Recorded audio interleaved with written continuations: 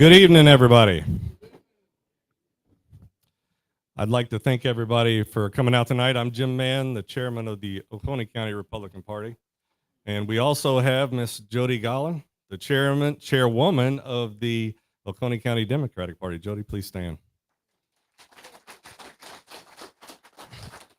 So I think this is appropriate time to say thank you for coming out tonight. Of course, we'd like to have more. I told Caleb we'll have to get everybody together for a family picture afterwards to make it really look impressive in the paper.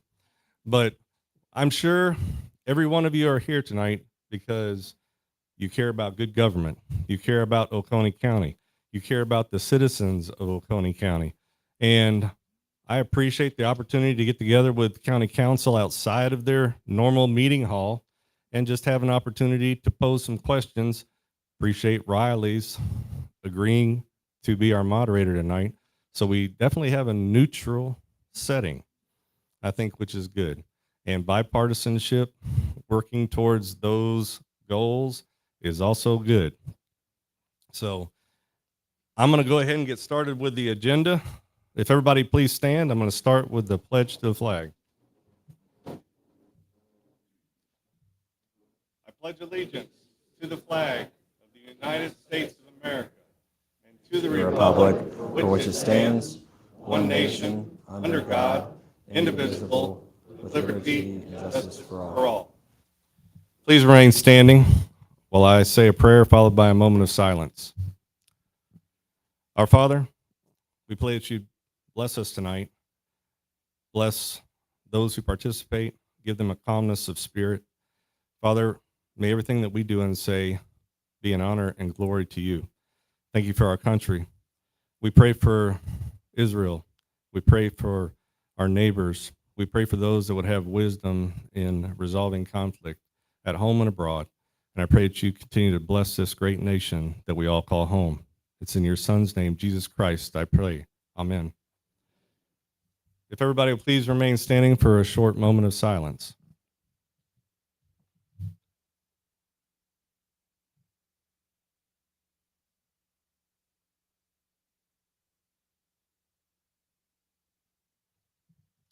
Thank you. You may be seated.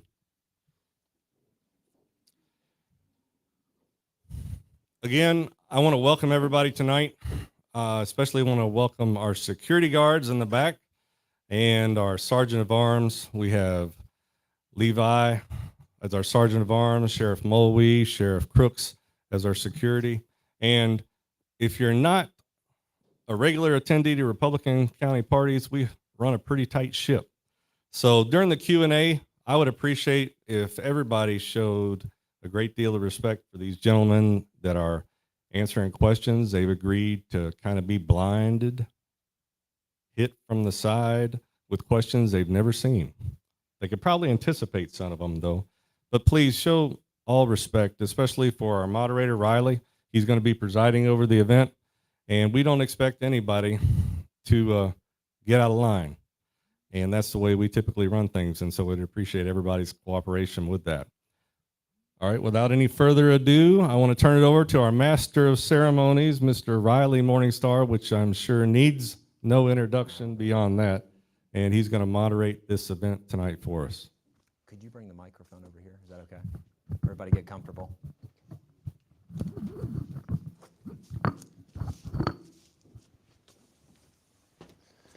Thank you. Appreciate it. I feel like I know just about everybody in here, but I'm Riley Morningstar. I'm the news editor of the Journal, and I appreciate each of you coming out. I've gone ahead and told Jim that if you don't like what you get, I will personally refund each ticket that was bought. So the goal on my end is not to interject, but to guide the conversation, and we have plenty of questions that I received. There have been just a few changes on my end on how we're going to run this. I received 118 questions in total, so I did. Absolutely. Some of them are variations of one another, and if I just sat here, I didn't go to Clemson for mathematics, but we would be here all night. And to just be respectful of everyone's time, this is kind of how I'm going to lay it out. For full transparency, I have got all 118 questions right here, and I'm going to hand them over to Jim at the end of the night.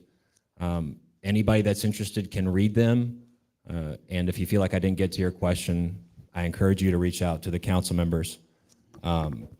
So that again is to be up front so everyone can see every single submission. And on the newspaper's end, we intend to publish all of them Thursday in print.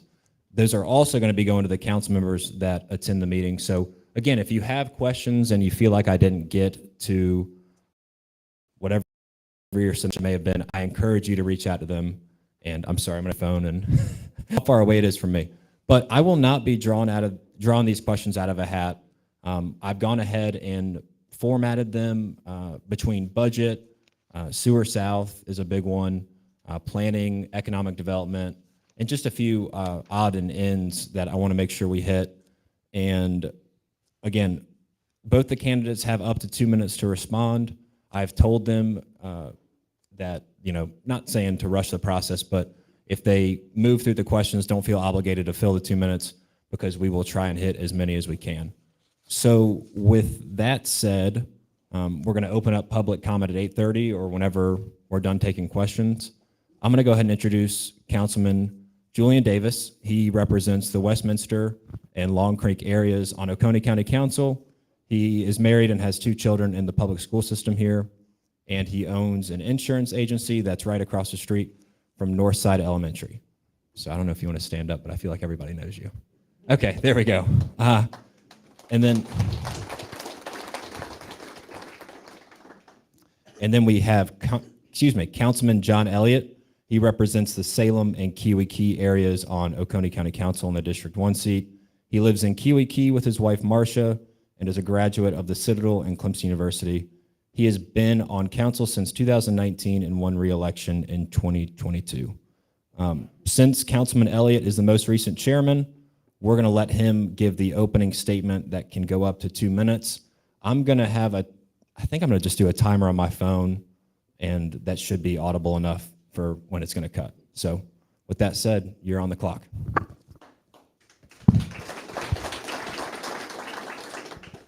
Can anybody hear me? Okay. So first I want to thank Mr. Mann and the Republican Party for inviting us and holding this town hall. Also want to thank Mr. Riley Morningstar for being the third party to run the meeting. I think that's a great idea. One concern I have tonight, and I hope it's everyone's concern in here, I want our thoughts and prayers to be with the Israelis, the Americans over there. Pray for them. Keep them in your thoughts. Pray for administration. Pray for Congress to do the right thing.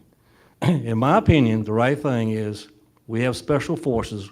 We drop them in there, and we get our Americans out of there.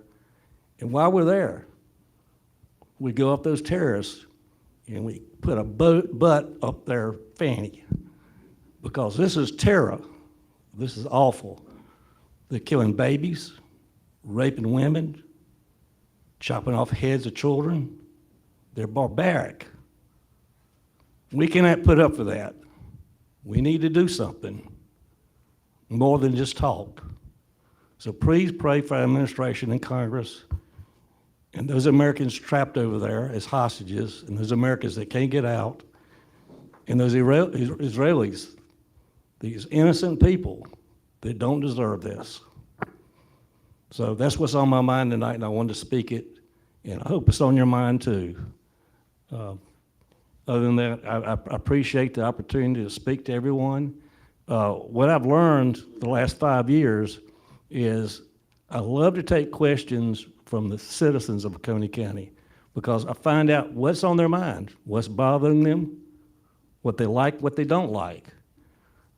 I wish we had this crowd every council meeting. I wish people would come to council and speak up. I know there's intimidation that goes on. That's 2 minutes, I'm sorry. If you want to finish, go ahead. Anyway, please come and please participate. 2 minutes is very short. Thank you. I'll have Frankie tackle you if you keep this up. The 2 minutes is probably more for me than it is for you. So Thank y'all for being here. There's a lot of things going on in Oconee County tonight and this week, so appreciate y'all being here. So I just wanted to kind of mention, because I also represent Oakway, Madison, Return, Richland, and then Long Creek, Westminster 1 and 2. So I can't leave out Oakway. I'm trying to make sure Tony doesn't throw something at me over here. So I need to make sure that our fellow Oakway people in the house tonight. So, but appreciate y'all being here. I've been on council 7 years, so I sit back and I look at, pictures of my children when I first started and the hair when I first started that I used to have. So, a lot of things that I have learned during my time here. This is a job that takes a lot of time. It takes a lot of commitment to learn things that you honestly never really cared about when you were younger. You lived here, you grew up here, you didn't know really a lot of things that went on. And one of the reasons why I got involved in politics was to really make sure that Oconee County continues to thrive and be the great county it was that I grew up in. I graduated Clemson and planned on running away, and found out Oconee County is absolutely the best place to raise my 2 children. And that's why I'm involved in politics. That's why I'm here. It's definitely, I had somebody tell me that they saw online one time I was padding my pockets. I said, let me tell you, county council unpads your pockets real quick. It takes time away from your business, takes time away from your family. My family's at home eating supper tonight, and I'm standing here because I do care about this county. And so there's a lot of things going on. Rifle season opens up tomorrow. I need to, hang on, this is important. Rifle season opens up tomorrow. My son's at home getting his rifle sighted in. So, and I'm here talking to you because I care about this county. So I just kind of want to mention there's a lot of sacrifices that we do up here, and we do it because we love this county. Thank you. Why don't you hold up the little yellow hammer, and the next time if I go to 3 minutes, you can throw it at me and we'll be good. Yeah, I'm finding out the alarm on this is not nearly as loud as I want it to be. So I think I am going to convert to the hammer. You're just like, beep. Yeah. So no pun intended, but to address the elephant in the room, the first question for you, Mr. Davis, did you view that there were any ethical or legal reasons why all county council members could not attend and participate in this town hall? And your 2 minutes starts now. We're not the first county council to ever do this. Being in part of Association of Counties, Appalachian Council of Governments, there is multiple town halls that happen, not just in South Carolina, but other places. And you're going to see more and more government standing up and talking in front of people, because media, unfortunately, is disappearing, and it becomes Facebook or fake book or whatever you want to call it. And a lot of people are getting their information from there, but not everybody has Facebook. And when you lose your newspaper or anything like that, you start to lose touch with your government, and your government does whatever they want to do. And so the town halls allow us to come out here, just like precinct meetings, to be out here in the public eye and answer questions. And that's why I brought my little library up here. So there was nothing that would keep up here. I think the biggest misconception of a quorum together is taking action. And I've been on council 7 years. I've been in, last month we were in quorum 3 times together with industries and different things like that. We weren't discussing county business, but we were there together in the public. This is a little different, so it requires that extra agenda and things like that. I think for clarity, next time there just needs to be a statement, no action will be taken. And I think it's on one of those bottom ones. So I think that's important to the public to know that, we're here to discuss. Nobody's up here to throw things at each other.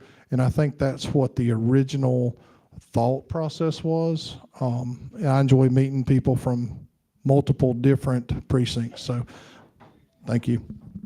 All right, thank you. We'll stick with that for now. So like I said in the opening statement, I've got all the questions really categorized, and we're going to go now to Mr. Elliott, and we'll probably go ahead and ask this to Mr. Davis too, but you'll go second. Mr. Elliott, in your mind, who is the author and owner of the 2023-24 fiscal year 23-24 budget as it stands right now? The chairman, Mr. Matt Durham. It started out with the budget committee back in March. Actually, it starts in February. We start with a strategic plan to determine what things need to be accomplished in the county in the coming year.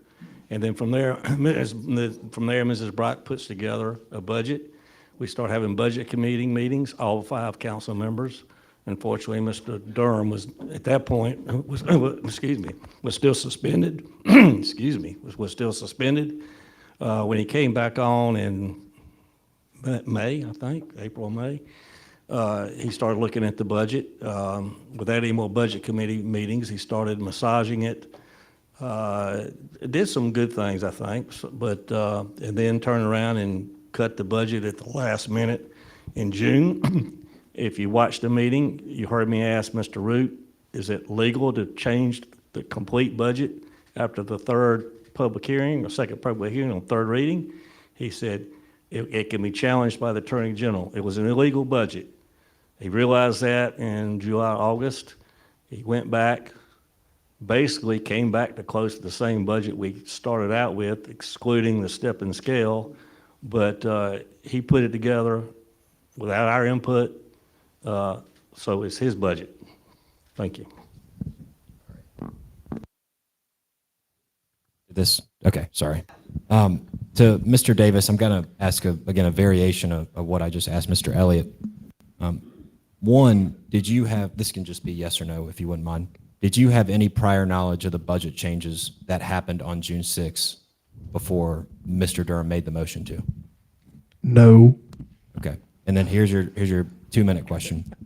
What were your thoughts in real time when you saw that unfold, again, on June 6th to throw, this is the question, the way it was submitted, to quote, throw out the existing budget and replace it with a heavily amended 22-23 budget?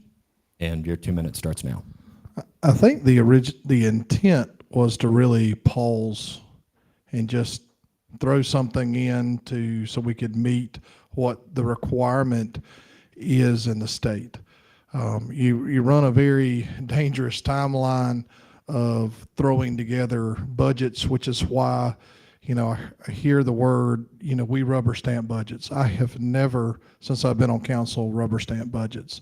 The budget that was coming forth, we'd worked on 2 years ago. So, these are things that we continually work on, and that's why you start the budget process realistically as soon as you finish the other one. This one will be a little different next year because we are in it so late. But you learn a lot about the next year's budget in the millage process. So I think the intent was, we don't really know I guess they really didn't know what they wanted to do. So the best thing is just to pause it and throw something together. So what it caused is a lot of heartache, confusion. Especially, I'm confused and I'm sitting up there. So when I go back and look at the budget from what it is, and I'm not saying we did it right for the last 20 years, because there's always needed changes, and we've made some changes through there.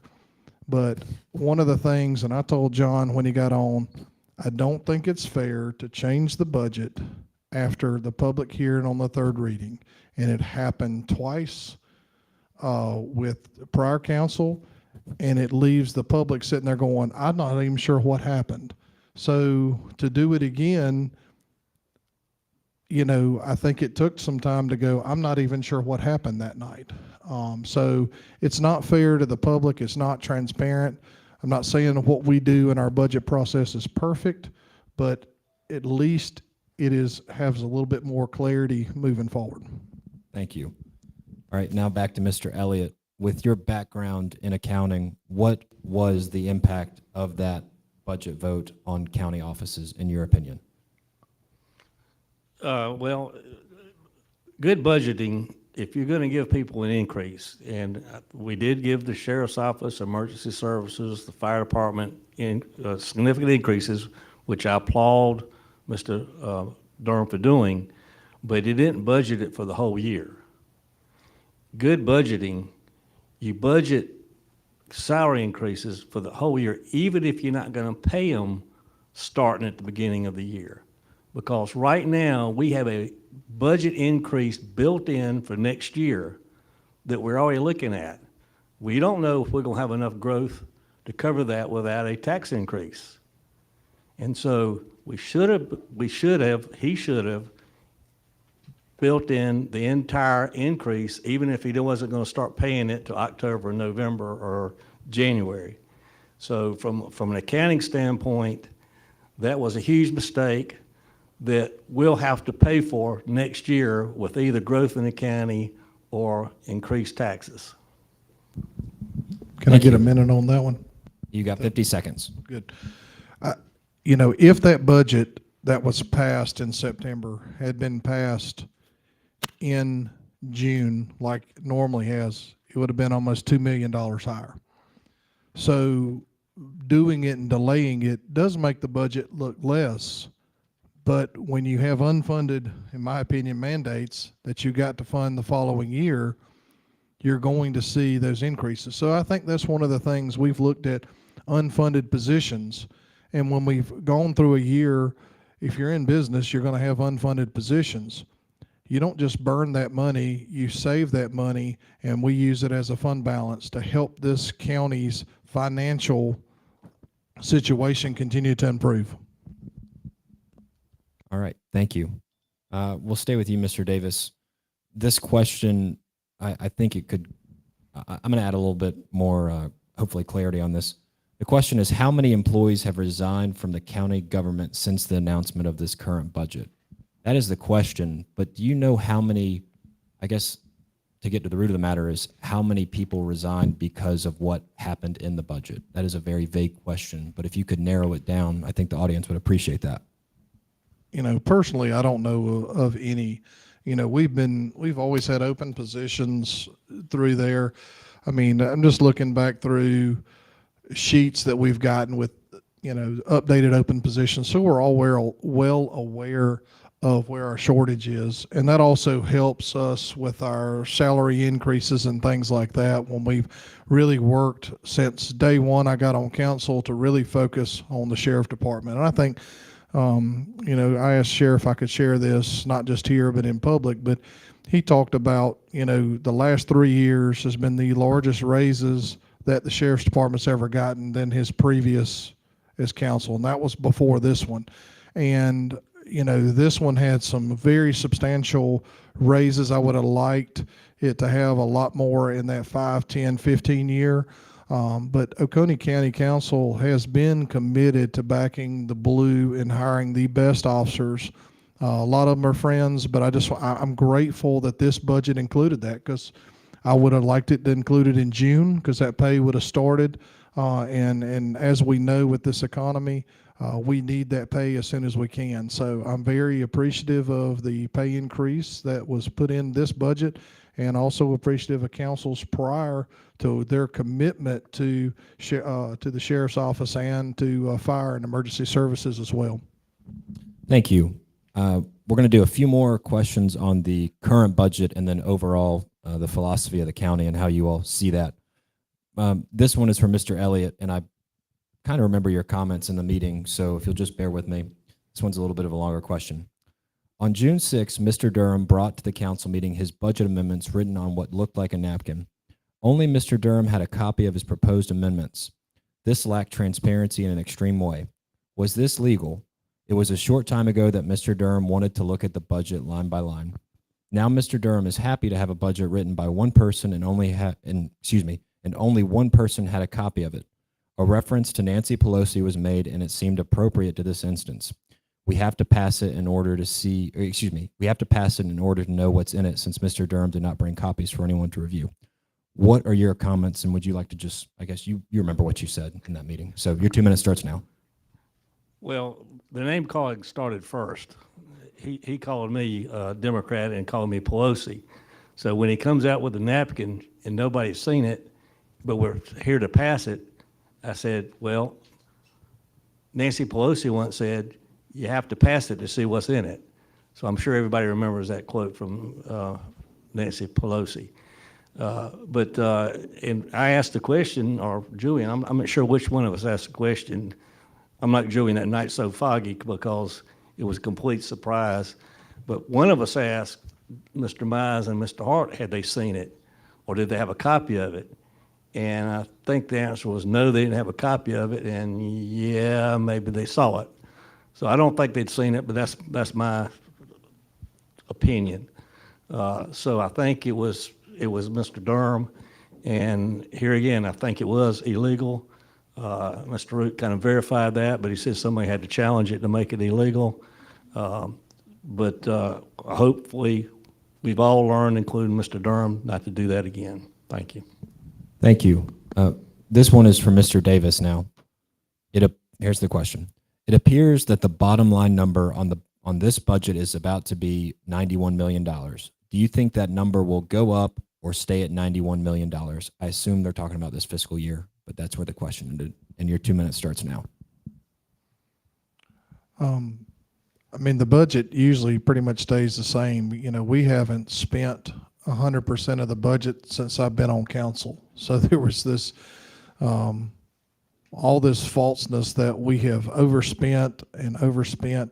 And during my time on council, we have raised taxes. We have also lowered taxes multiple times to where pretty much the majority of everyone has seen a decrease in their tax bases. So that speaks volumes to industry that we have coming in there, but it also speaks volumes to the commitment of council to make sure that our tax base is spread out. It's not, when you actually look at the amount of taxes personal property pays, your house pays, it's very minimum to run this county.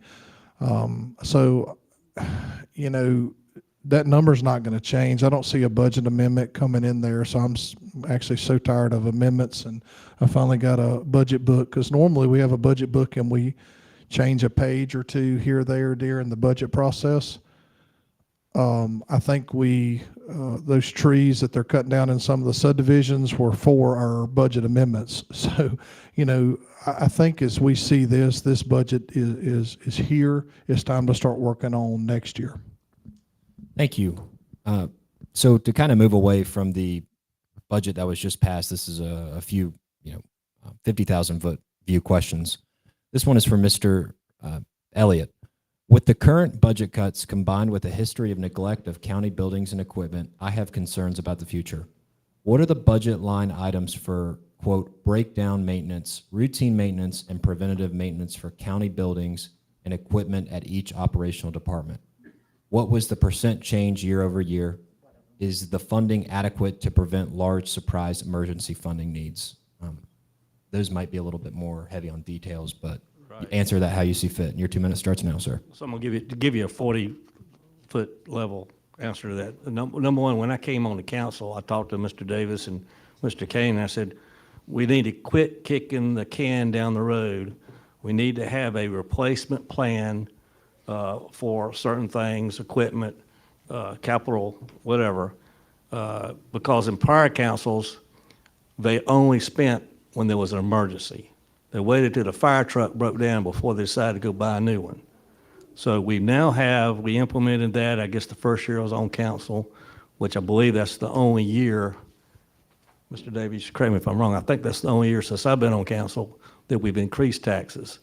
And we increased taxes so we could catch up with our equipment and then put in a 5-year plan to where we rotate out vehicles, other capital equipment.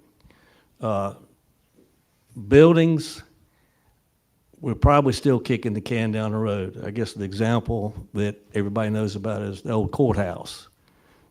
Every council since the new courthouse was built kicked that down the road.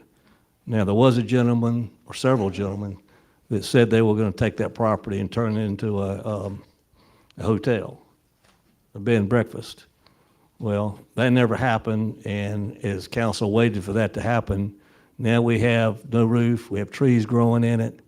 We probably have people sleeping there. I don't know that, but I would guess probably do.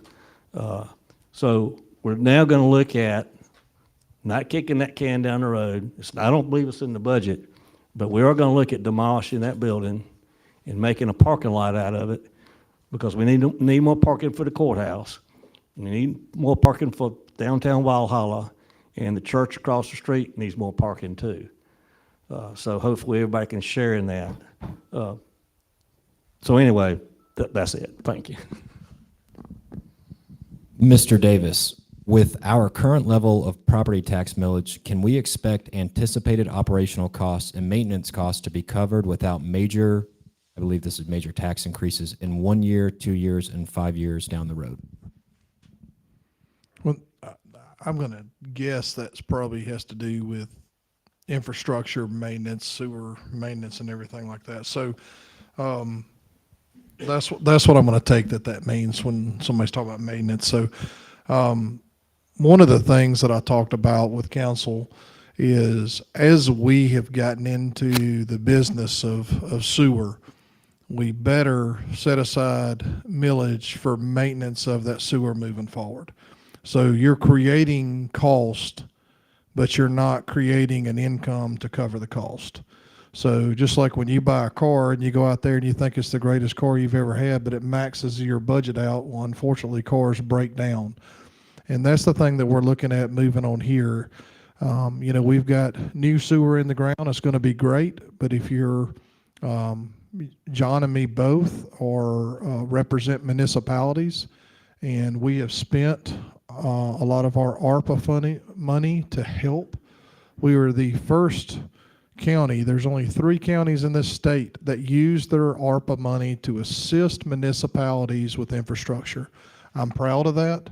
I know John's proud of that with that water project, because it helped not only the city, but it also helped those outside the city. And it was water projects, water distribution projects. And you know, obviously how important those are. So, when we do these things, we're gifted money from the state, and we try to not only assist us, but assist those that support, because the municipalities are also part of this county. They also pay county taxes. There's all this whole falsehood that municipalities live on their own. They don't. We work together, as y'all see with the fire contract. So moving forward, I think we're doing some great things. I think we need to make sure that councils understand what's in front of them, so all of a sudden you're not staring down $10 million in maintenance with nothing but a tax increase to pay for it. All right, we're going to do one more on the budget for now, and both of you are going to be asked this question so we can kind of move the conversation along. Mr. Elliott, this submission would like you to name the top 3 priorities of the county government and ask whether they are properly funded. If school funding is not one of them, why not? Okay, so when you ask the question about the county, and of course the school district is different from what I consider the county. We do approve the school district's budget, but that comes from the school board. So we just basically, when Mr. Davis says we just spread water on it, I mean, that's all we do with every once in a while we'll have a conversation, but we don't dive deep into the school operation. But if we include the schools, yes, it's one of those top priorities. For the county, it's a recruitment tool. I came from Spartanburg County, originally from Chester County. So I've got experience in 2 other counties in South Carolina, and I think the Oconee County school system is in good shape. I know there's some complaints. There's always going to be complaints. No school district's perfect. But I think our school district is a recruiting tool for the county, because when industry looks at Oconee County, they look at the school system. Because when they want to bring in their top management, the top management wants to have their kids in a good school. So it's part of recruitment. I think a top priority right now is sewer. as you know, and I'm sure we'll get to that in a little while. But I think that's a top priority to help us grow. And I think another priority is, and you probably heard this from me if you paid attention to the county council or the paper, is development standards. Because along with sewer, we've got to control development. We can't have uncontrolled development in this county, or we're all going to want to move. And I know no one wants to move, but we don't want to become what some of us came from. We want to enjoy our lives, our community, our lakes, our rivers, our mountains, our streams, our waterfalls. So those, I think, are the three top priorities. And I'm trying to make development standards top priority. It's not a top priority with everybody on council right now. But I'm not going to be quiet any longer. I'm going to keep harping on it till we do something about it. Thank you. All right. And do you want me to repeat the question, or are you No, okay? that's good. All right. I just have to make sure when you slam your hand on the desk that I'm awake, not sitting down here writing stuff down. So that's. But no, it's good. We get emotional sometimes because you spend a lot of time in this business, and you want to get stuff accomplished that's important to you. Talking about priorities, one of the biggest things that I saw is making sure, and Paul Kane had a huge hand in this with the South Carolina Association of Counties. So I want to give a big props to him and Association of Counties for getting our local government fund. And a lot of people don't even know that obviously we get money from the state, and our local government fund was severely underfunded, which relied on more personal property taxes at home. Oconee County's blessed because we've got a lot of industry around here, and we're third lowest taxed in this area. But with the local government fund fully funded, and that's props to your representatives. I know Bill Sandifer was big in that as well, and making sure that they were giving us the money that we deserve. Now, I'm going to say one of my top priorities is roads, and that's not only as a partnership with county roads, but also state roads. More money is coming in from the gas tax in the last year than came from the last 2 years. So that's huge props. I'm appreciative of that. It sucks. I had to go all the way around Highway 11 being paved, but it's part of it, and I'll take that. My truck will appreciate that. So, economic development. We're very blessed with a very low unemployment rate, but we definitely got to keep the throttle down there. Speaking of economic development, I know we'll touch base, so I'm not going to go too deep in that until later. And quality of life. You're here, and I'm here for quality of life. I like to hunt. You build me 40 or 50 track homes around my farm, they're probably not going to like me firing off my rifle all the time. So, but quality of life is extremely important to me. All right. Are you all still good to keep going? Good? Okay. We're going to shift over to employee pay, and I'll just provide just a quick tidbit of background. I believe it was last Tuesday night, the council block, so Councilman Durham, Mize, and Hart approved a $59,000 salary study, I guess, a time use and salary study out of a firm at Tallahassee, Florida. Administrator Amanda Brock told me that should be back around March or April of next year. So it'll probably return in the thick of your budgeting. So to employee pay, and this is going to be asked of both of you, and we'll just stay with Mr. Davis and Mr. Elliott, then we'll go to you. So Mr. Davis and Mr. Elliott, both of you have served as chairman of the Oconee County Council, and evidently there have been problems building with the pay levels or ranges in some county jobs over the years. Why did you not address the issue instead of just approving above inflation and cost of living general across the board increases prior to this year? And your 2 minutes starts now, Mr. Davis. We've done a lot more than that. So we've blessed to throw some ARPA money that way, also some raises. We took some heat for 3 straight years of raises. We also addressed a lot of issues with pay. especially with sheriffs and fire.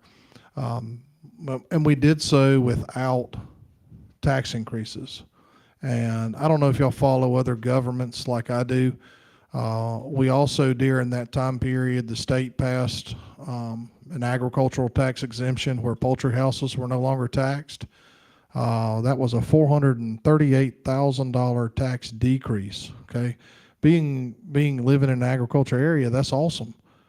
But I don't know how many counties had to have tax increases to make up that difference, but we didn't, and we kept right on going.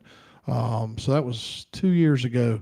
Again, I think it was great. A great ag exemption needs to happen, needs to continue to happen.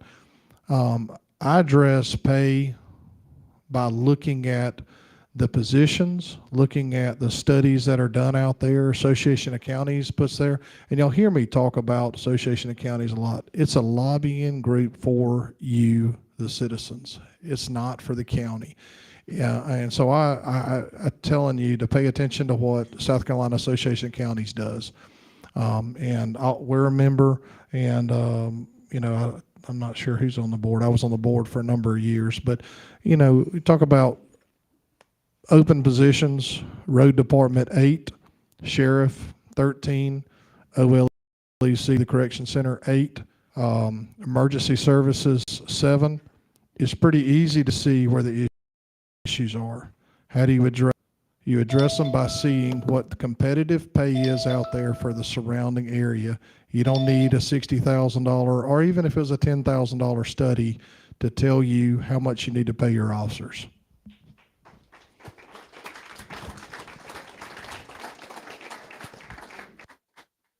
Do you want me to repeat the question, Mr. Elliott? No, I have it. Okay. Your 2 minutes is starting now. So every year I've been on council, we've given the employees across the board increase. Last year we gave the employees a 6% increase. I think we should have given them a 9%, but that's all we could afford. The pay since COVID hit, McDonald's raised their pay to $15 an hour starting. I think Walmart's even more than that now. It's been phenomenal, which is the effect of this hyperinflation area that we've been through the last couple of years. And so some of our starting pay, especially on our lower paying jobs, are not competitive anymore. So that's what we're seeing, and Mr. Davis didn't say it, but right after we did away with the salary of the step and scale salary increase in the budget, we lost some roads department people, and the comment I made was, Mr. Davis and I are going to have to learn how to fill potholes.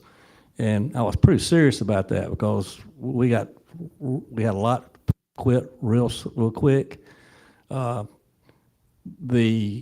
step and scale not only would have rewarded people that have been there just a year or two, but what the major problem we have is that people have been there, experienced people, been there 5, 10, 15, 20 years, are not making what's competitive. And so those folks are now highly sought after, and we're losing those folks. And that step and scale was going to address that, because if you've ever been in business or ran any kind of business, no matter what, I'm not going to say they're the most valuable, but it's hard to replace experience with new people. It takes a year on a lot of jobs to get somebody up to where they're doing a quality job. In my experience, it costs $100,000 to train somebody at a $40,000 job, because that's what it takes. And so we're now looking at a depleted workforce in the county, and so we're being forced. I think a step and scale should have been put in years ago. Ms. Brock has worked on it for 2 years now. She went over the step and scale with 49 departments, all 49 department heads, individually. This past year, they all approved it. I think the sheriff was a little shaky about it, but he was okay. And so all of a sudden they did away with it and said, we're going to pay somebody $60,000 to tell us what we already know. We don't pay our people enough, and that's just stupid. Thank you. Can I get 30 seconds on that? I'll give you there's a question that I'm about to ask you that will fit right into that. Okay. Can you comment on the $60,000 study that was approved? And in your opinion, what is the likelihood that those results will be ignored? Well, And your 2 minutes starts now. First off, it's a great company. They're doing the study at Clemson right now. So keep your eyes on Clemson to what that study is going to show, and I can promise you it's not going to tell you the pay needs to go down. So to me, you paint yourself in a corner with a third-party person coming in that doesn't understand quality of life. And I'm sure a lot of us that stayed here, you probably could have made a whole lot more money going somewhere else. And I know that's, where I was. And I'm blessed to be a business owner, blessed to be here. But money's not everything to me. So quality of life, Oconee County is a great place to live. Oconee County is a great place to work for. So that's the reason we haven't had a mass exodus, and we're paying people under that. But there's also employees that have expectations of council, and when they see a council that's helping and moving forward, whether it's 4, 5, 6% or 3% or whatever else it is, at least we're moving towards, and we have a lot of great employees, and they're holding it together, and I'm very appreciative of that. And to address, there was continually some stuff that was thrown out, this $20,000 pay increase. And I'm telling you right now, I don't know exactly which one that was or if there was an issue with that person. But I'm very appreciative of people that's been with the county 10, 15, and 20 years. And touching base on law enforcement guys, I'd rather have a 10-year officer responding to a call, supporting a young new officer, than I would 5 new officers going in there. The training that's going in place is the best it ever has been, but our officers that have put their life on the line for years and years and years deserve the high pay. Step and Scale was addressing a lot of that 10, 15, 20-year employees, and not just for sheriff, but also for other people, especially in the roads department as well. Thank you. We're just going to do a few more to keep moving the conversation on the employee pay. So with that said, Mr. Elliott, would it have been more efficient had raises gone out to county workers faster if the council would have left the step and scale plan in place, which was a total of $6 million spread across 3 years, because some people might not be familiar with that. So just to repeat the question, would it have been more efficient had raises gone out to county workers faster if the council would have left the $6 million step and scale plan in place and individually dealt with cases where raise errors were noted? Your 2 minutes starts now. The short answer is yes. There were probably some need more refinements. That's what I said this last meeting, is we've got from now till next June to take that step and scale, the 5 of us with Ms. Brock, and refine it. Maybe it's not perfect. Nothing's ever perfect. We can get to the point we could agree on it. It was 2.3, I think, each year. So it's going to be 6.6 over 3 years of what we thought we could afford. We definitely could have afforded it this year. Probably we can afford it the next couple of years if we continue to have the growth without having a tax increase. So yes, it would have been better if we could have implemented it and refined it. But my suggestion this last council meeting is we still have it. Let's don't waste $60,000. Let's take that step and scale and look at the little problems that maybe we need to work out and implement that versus wasting $60,000. Thank you. Thank you. Mr. Davis, this is going to be the last question on this subject. For now, we can always come back to it if there's time. The step and scale pay increase. This does not seem like an effective way to bring the county workers up to where they should be for today's economy. Can you explain the pros and cons of using the step and scale method and why you chose it? I believe it would probably be more beneficial for this question and the person that asked it to, I guess, for you to play devil's advocate and how you see a potential con in the $6 million plan. And your 2 minutes starts now. mean, the biggest con with, being a business owner, you pay people their value. So it's easy for me to pick and choose and say this employee gets this, and we're able to pay bonuses and do all kinds of stuff. When you're in the government sector, you don't get to do that. So, it's kind of the same thing in the school district. You're paid your time. You may have a teacher that works harder than everybody else, but if you've been there 10 years, you're getting paid 10 years. The only way you're getting paid anymore is for your time being there. Step and Scale was there to really help address compaction. And in compaction, I mean your first year guys coming in, let's say they're coming in at 43, and the guy that's been there 5 years is getting paid 45. You take taxes out of there, what's the difference? It's pennies.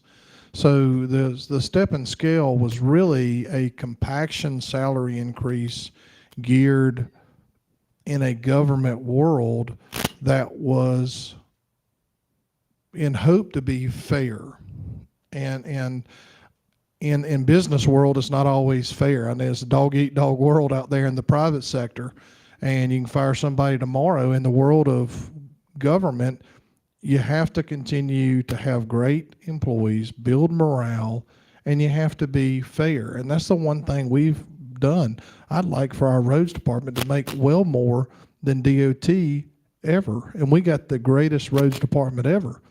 But it's just one of those things is what can we afford to do without causing a stress across the board with all employees. So what we've attempted to do over these years that I've been on there is to create a fair and equitable process.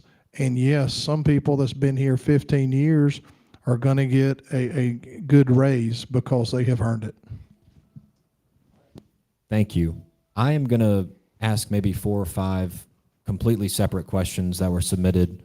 They're a little niche, but we will get, I'd say 15 to 20 minutes maybe, and then we'll hit Sewer South and the bonding because that was probably the most asked about topic. So I'm going to ask that each of you take 1 minute on this particular question because, again, it's very narrow.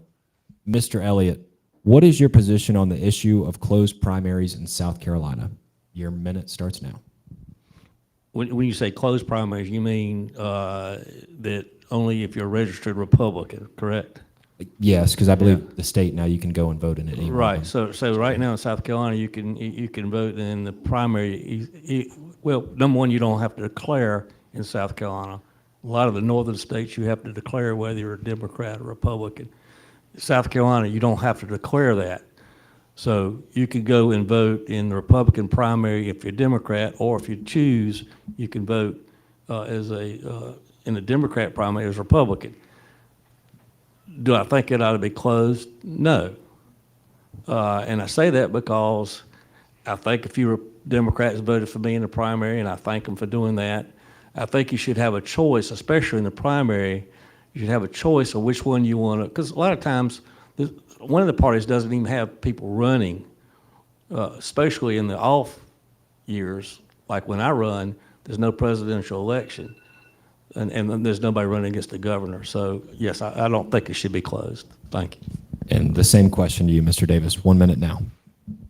I mean, I've always voted in Republican primaries. I think the bigger problem with that is the amount of people that don't vote in the primary and go up there on their merry way in November and say, hey, I voted for you.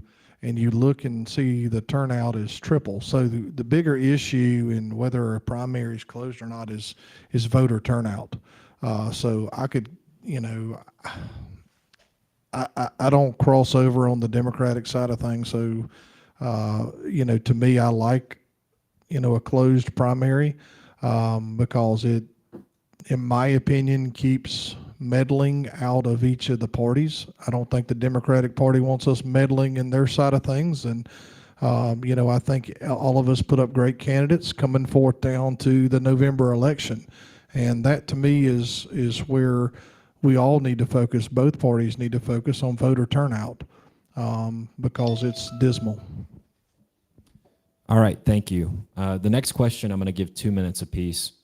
And my mind is a trove of useless information in the 5 years I've been at the newspaper. So if you'll bear with me in trying to provide the background on this, this is about the right to life resolution.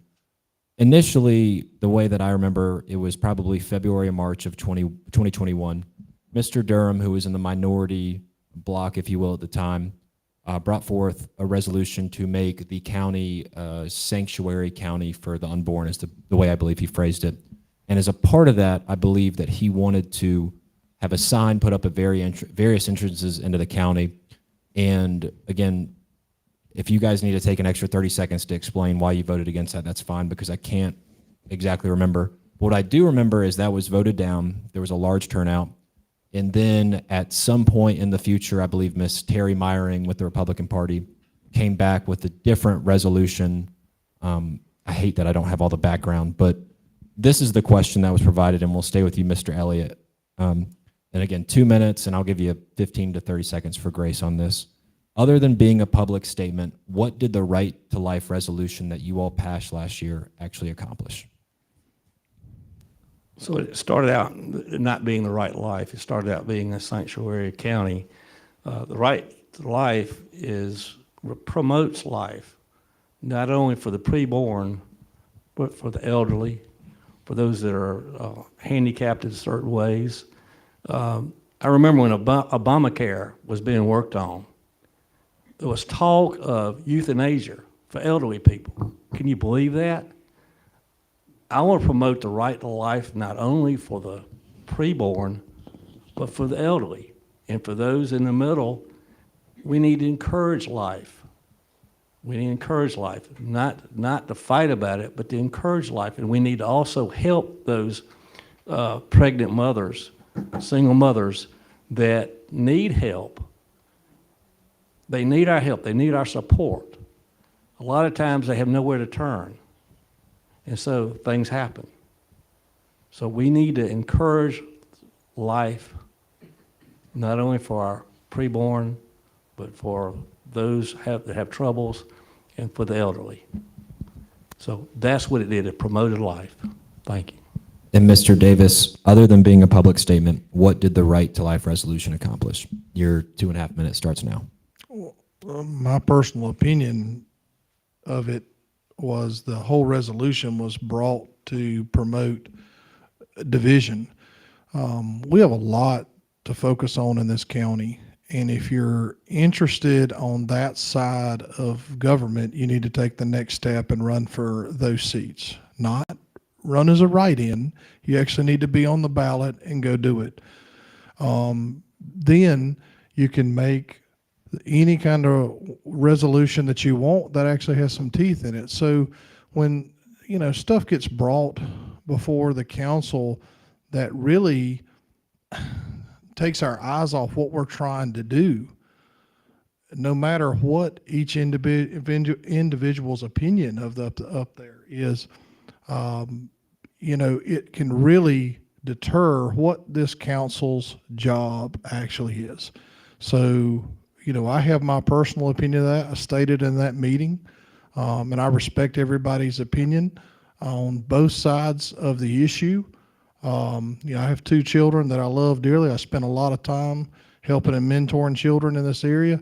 I think it's pretty clear what my intent of protecting life is. And it's not just when they're born, it's all throughout their life, and not just my kid's life. So taking our eyes off what this council is supposed to do absolutely just handicapped the entire council moving forward and really confused the public. And I had a lot of good conversations with people because of the misinformation that was put out there, of people saying things that were absolutely not true in my personal life about my statement of that. So, I just think our focus needs to be on county business moving forward, and continue to be that way. All right, and then just 2 more, again, niche questions. Mr. Elliott, I know that you have talked about the airport in the past, and granted it's not in your district, but I think people know that is a priority of yours. The Clemson-Oconee County Airport is a vital service to our upstate, serving several very important manufacturing companies and businesses delivering goods, services, and people. The airport is one of very few areas that make money for the citizens of Oconee County. There is a waiting list of 120 for hangars or aircraft sunsheds for aircraft. Charging $250 to $300 a month, these hangars could be paid off in 5 to 6 years, leaving pure profit for the citizens of Oconee. Although zoning is a dirty word in South Carolina, there are reasons to protect citizens by using zoning. The sound of jets may be the sound of money to you. However, to homeowners living in the flight path, the noise can be horrific. Thus, many airports close because of residential encroachment. Once the airport closes, industry and jobs leave. The only proper and safe zoning around an airport is CIA, commercial, industrial, or agricultural.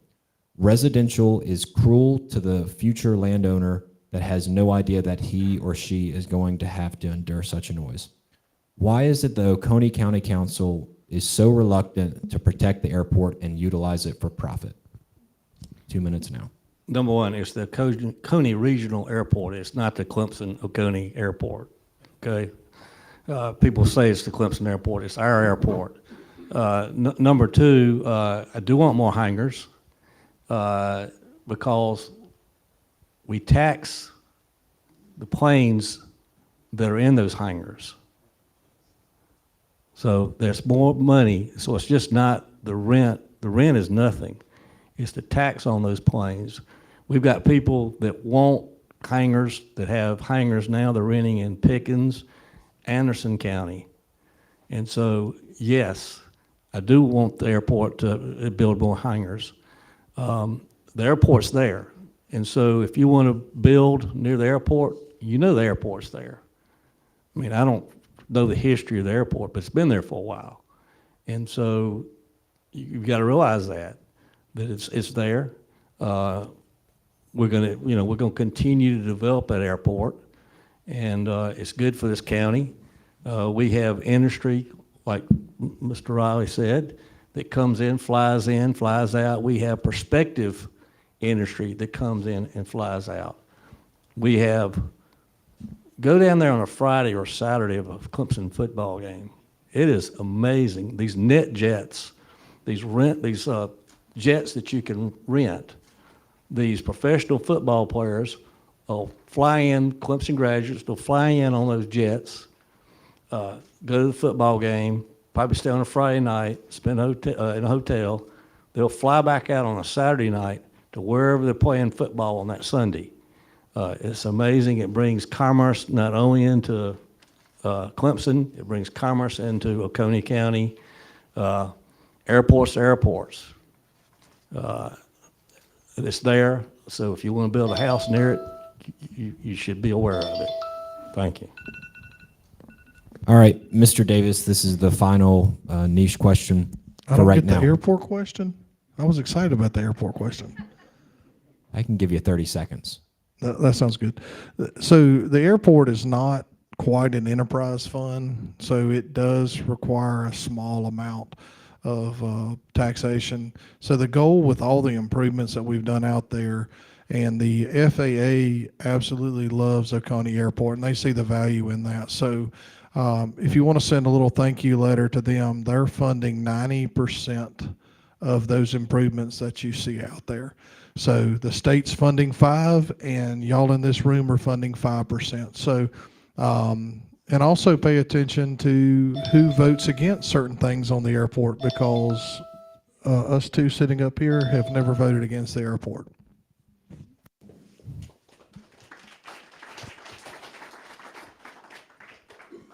All right, staying with you, Mr. Davis. You were on record during an Oconee County Council meeting saying you would support spending up to $30 million or more to extend a greenway trail from Pickens County into Oconee County. What benefit would you see rank and file working tax-paying Oconee residents receiving from such a trail, especially those who wouldn't live near it? And also the factor in that Oconee already has a variety of trails all across our county. Your 2 minutes starts now. It was 15, 20, 30 million. So I saw the video. So it got sponsored. So I'd like a little bit of the revenue from that video that was put out there on Facebook. So the actual statement that was made goes back into talking about funding. You know, I don't always love what the government's agreement to fund is out there. And I think everybody sitting in this room can see things that come through the budget. You're going like, what in the world are we funding out there? I mean, if you look and you dive deep into the U.S. budget and, the state budget, it's unbelievable what they're funding out there. So, to me, the reason why I stated that is quality of life's important, and the money that's thrown out there for that actual project went to other counties. So do I think that I would spend 15, 20, 30 million of our personal property taxes on it? No.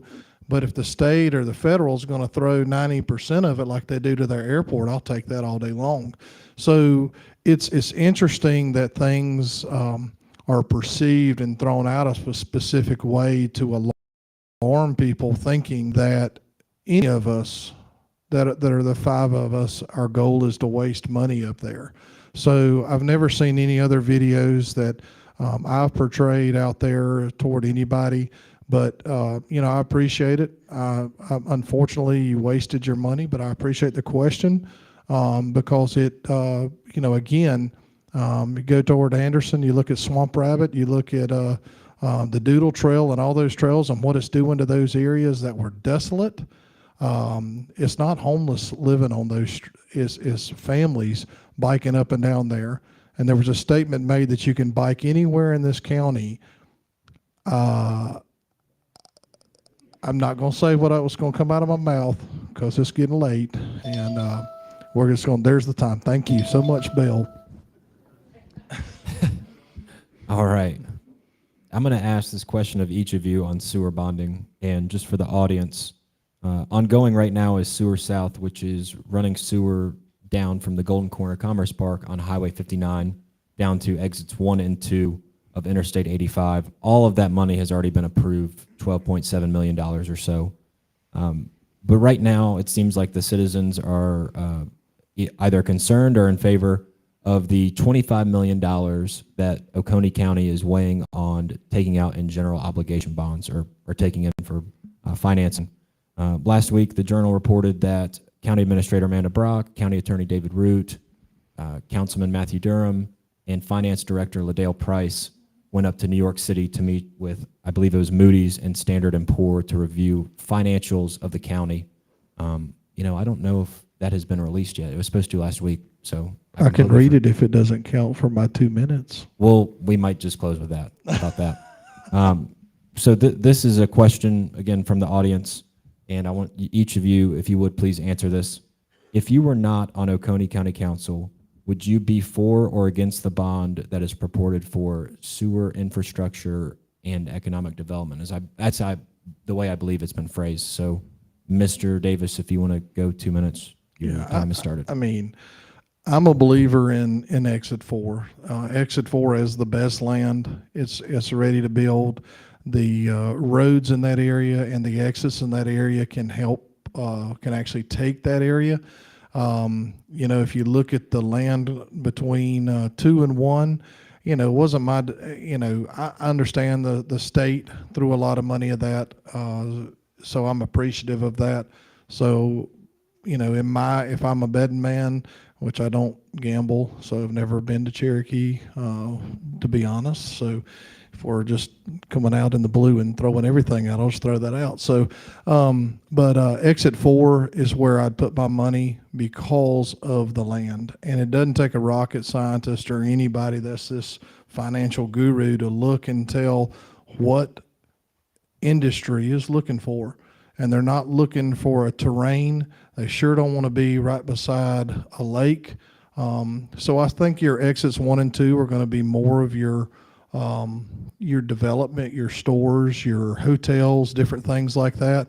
And that's really expensive sewer. I did vote for it, and I'll still stand by that. The $25 million bond actually incorporates the money for exits 1 and 2. The bigger question is I think it's about $6.5 million once we do the bond that is going to go back into economic development. So exits, that's where that $25 million comes from. It's got $12 million to exits 1 and 2 and sewer to exit 4. So it's not $25 million. The bigger question is what's council going to do with the excess money from doing the bond? Mr. Elliott, would you like to answer that? If you were not a county council member, would you be in favor of this as a county taxpayer? I think if you look back on it 2 years from now, you realize it's the right thing to do. As Mr. Davis said, I mean, we made a commitment, we being council, maybe not the current council, but the council I was on prior to the current council, to do exit 4. We made a commitment, and it may go all the way back before I was on council, with the state to do exit 1. We're going to be very careful, and I see Ms. McPhail in the room. We're going to be very careful not to develop the farmland. The farmland is bread and butter to Oconee County, the biggest industry in Oconee County. We're the #1 producer of poultry, the number 3 or 4 producer of beef in the state of South Carolina. Would I do it again? I think once the details come out, we've got some infrastructure that we need to do for economic development. We also had an audit done of our, as you know, the state last year, right before my primary, changed the voting rules to where everybody can early vote, I think 2 weeks before the election. So that's going to be real important going forward, because I think most people will vote before the day of the election. And that means they'll vote at Pine Street. Well, we had the federal government come in and do an audit a couple of months ago on our security of our voting. And it's not secure right now, the way we do it. If we're going to have people coming in the county for 2 weeks voting in the county council chambers, which is where they voted last year, we need a separate building. We flunked the audit the federal government did. So we've got to build a separate building. It doesn't have to be a big building, but we need to have a separate building dedicated to a secure voting place. Whether we use that money or not for that, I think we probably will. I think we're going to be forced into it. But I think 2 years from now, when you look back, right now we can't give all the details that we know about, but I think once they come out, you'll find out that it was justified. Thank you. And I think to kind of slim down a few of these questions, what exactly, you kind of broke down $12.7 million for exits 1 and 2. Has the county provided a plan to these bankers in New York? And why has the public not heard item for item what the money is going to be used for? Mr. Davis. The sewer plan really was identified in the Joint Regional Sewer Authority meeting. And it talked about, what does sewer look like to those areas. So, as you know, Golden Corner Commerce Park has sewer. It was finished in 2017. So it's kind of a false sense that, why hasn't Golden Corner developed? Golden Corner hadn't developed because it wasn't ready to be developed. I would not have purchased land out there. I was not on council when I was on there. Without having a plan to get sewer out there a little quicker. So if Golden Corner was developed, it looked just like industrial park on Highway 11. So I believe that, and I'm committed to that. We actually chose to actually grade the industrial park on Highway 11 because it showed actually a brighter future. I think you can all look out there and agree that was well worth the money that we did out there. We got one site left. We did a ribbon cutting the other day, and I've been involved in every single one of those, and that's a blessing. It speaks volumes to Oconee County as employees. It speaks volumes to our area as a whole. And one of the #1 things that they say when they come here is, I chose Oconee County because the quality of life. When you see, I'll never forget the guy came down here from Baxter, and he showed up to one of the ribbon cuttings with his boat in tow because he had been fishing that morning. And he said, I couldn't fish at the other 3 locations. I can fish in the morning and come to work. No, he also has a jet. So, you know, but, you know, he also has a house on the lake. So you think about these things, this is not little tiny Oconee County anymore. All right, Mr. Elliott, if this bond is secured and approved, do you expect taxes to go up in 2024? And has the county received a firm interest rate on what the bond will be? Your 2 minutes starts now. I'll start with the firm interest rate. To my knowledge, we have not. I have seen the Standard & Poor's and Moody and the financial condition, as Mr. Chairman said in the newspaper, we have a great financial condition, and I appreciate him saying that because that's because of the job that Mr. Davis and I and Mr. Kane did, because they looked at last year's financial statements. So I appreciate him applauding us for a great job that we did.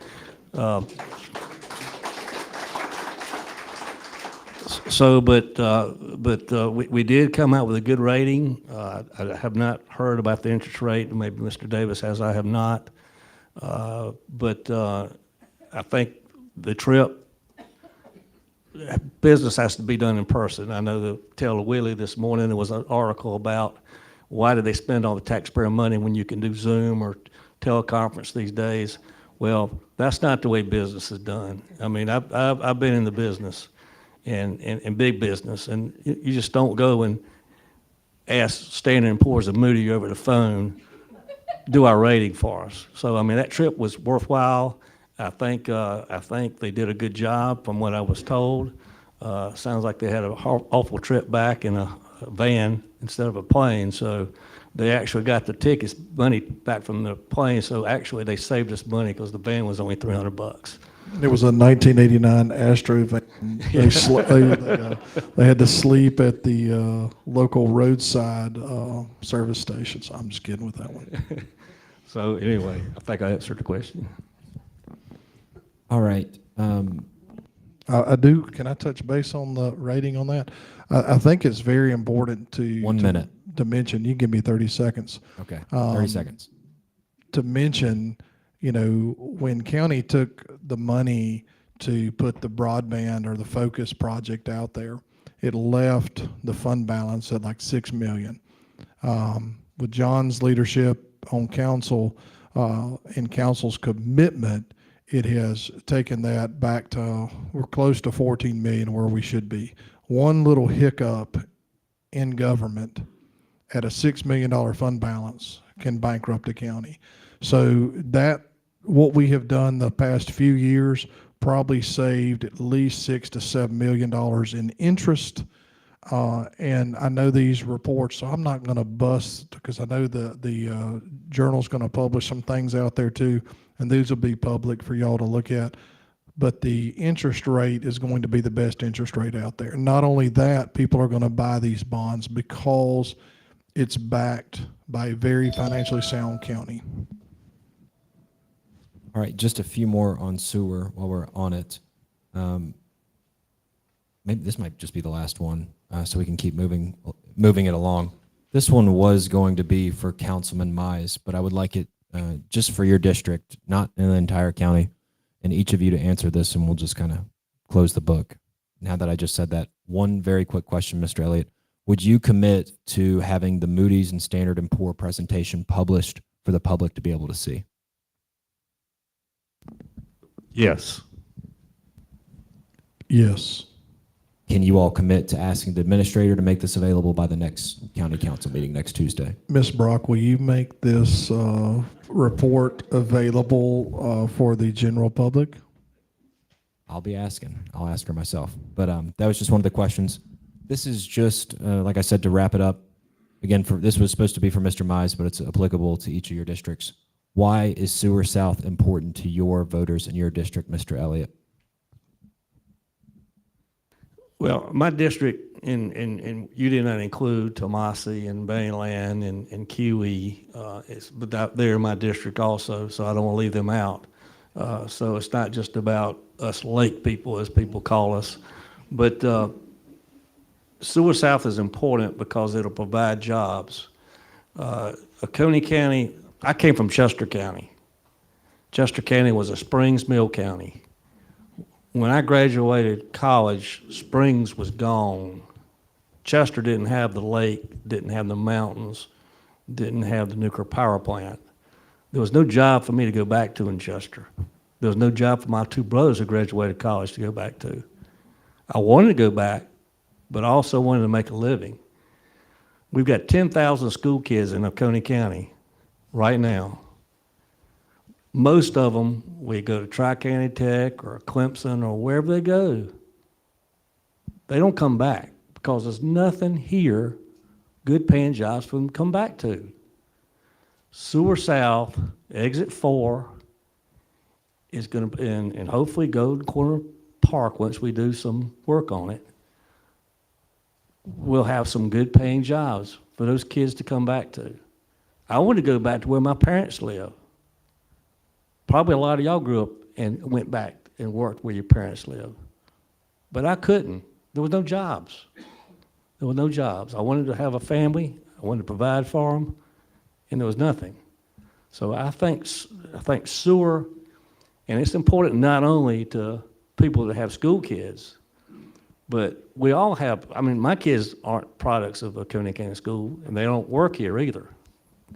But I think it's important to all of us that we provide so that our school kids can come back and live with their families and have good paying jobs. Thank you.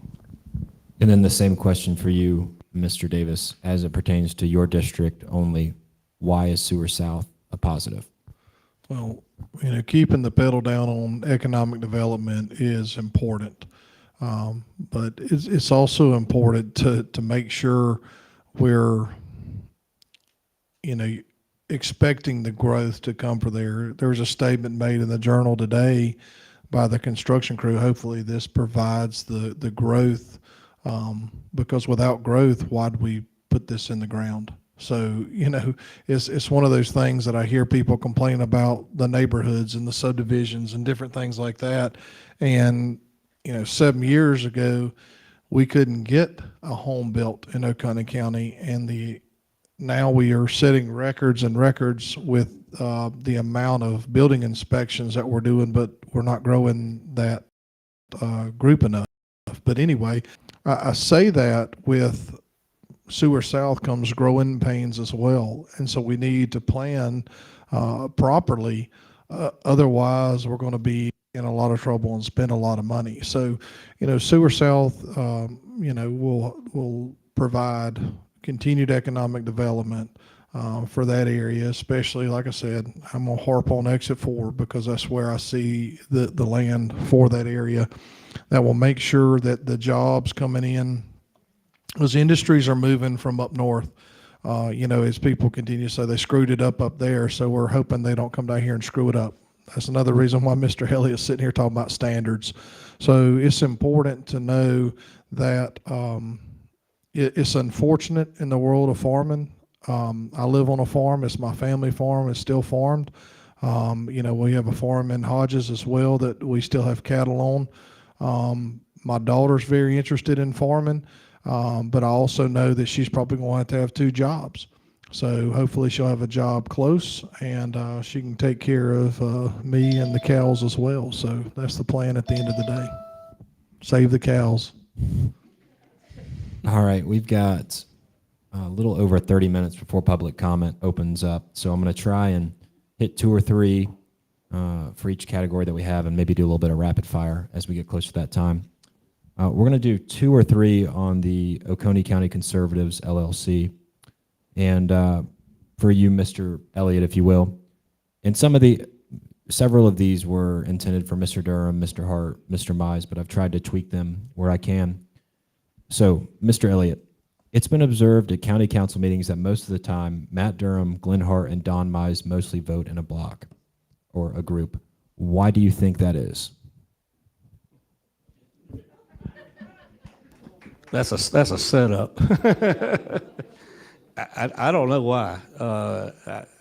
Before Mr. Durham came back on council, I was talking to Mr. Mize on the phone probably twice a week.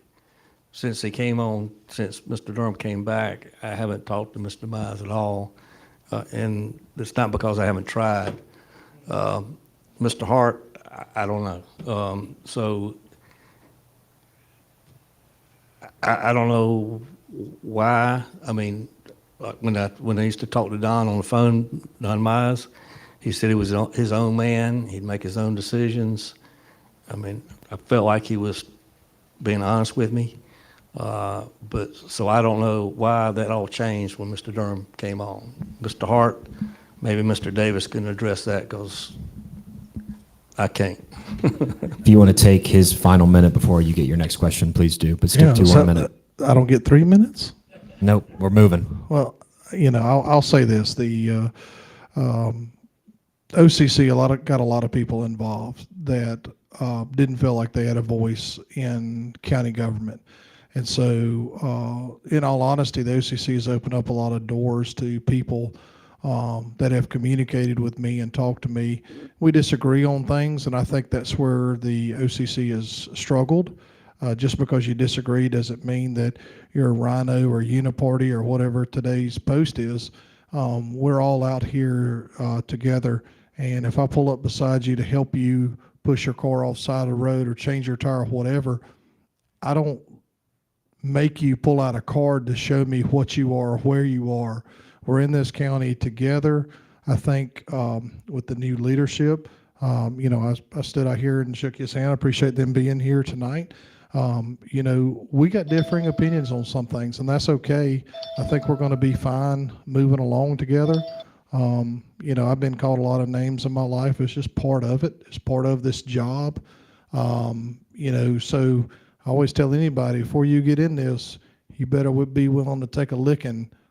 Question is, are you still going to stand up and talk to somebody that may have a differing opinion to you? And I've got a lot of friends because the OCC has quite possibly been the best thing that's ever happened for my campaign next year. So I appreciate that. So you are going to run for county council next year? Yes, I'm going to run next year. All right, there's a tidbit of news there. All right, to kind of wrap this particular subject up, for Mr. Davis, of the 80,000 taxpayers in Oconee County, that's just incorrect. There's 80,000 people that live here. But again, of the several thousand taxpayers in Oconee County, a very small number are members of this local, again, this is someone's question, of this local political action committee. How much controlling power should they have in the county council's decision-making process? 2 minutes. I mean, I don't think anybody should have controlling factor over any council person. I had somebody ask me one time, before you get up there, how many people do you run by how you're going to vote? I said, none.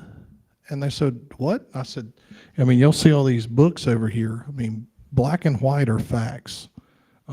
These are the things, your research is where you base your stuff on.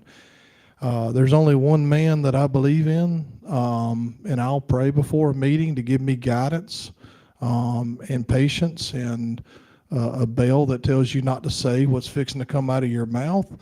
And then I also know when I go home to my family that I did the right thing. Have I been perfect on council? Every decision I made was the best thing?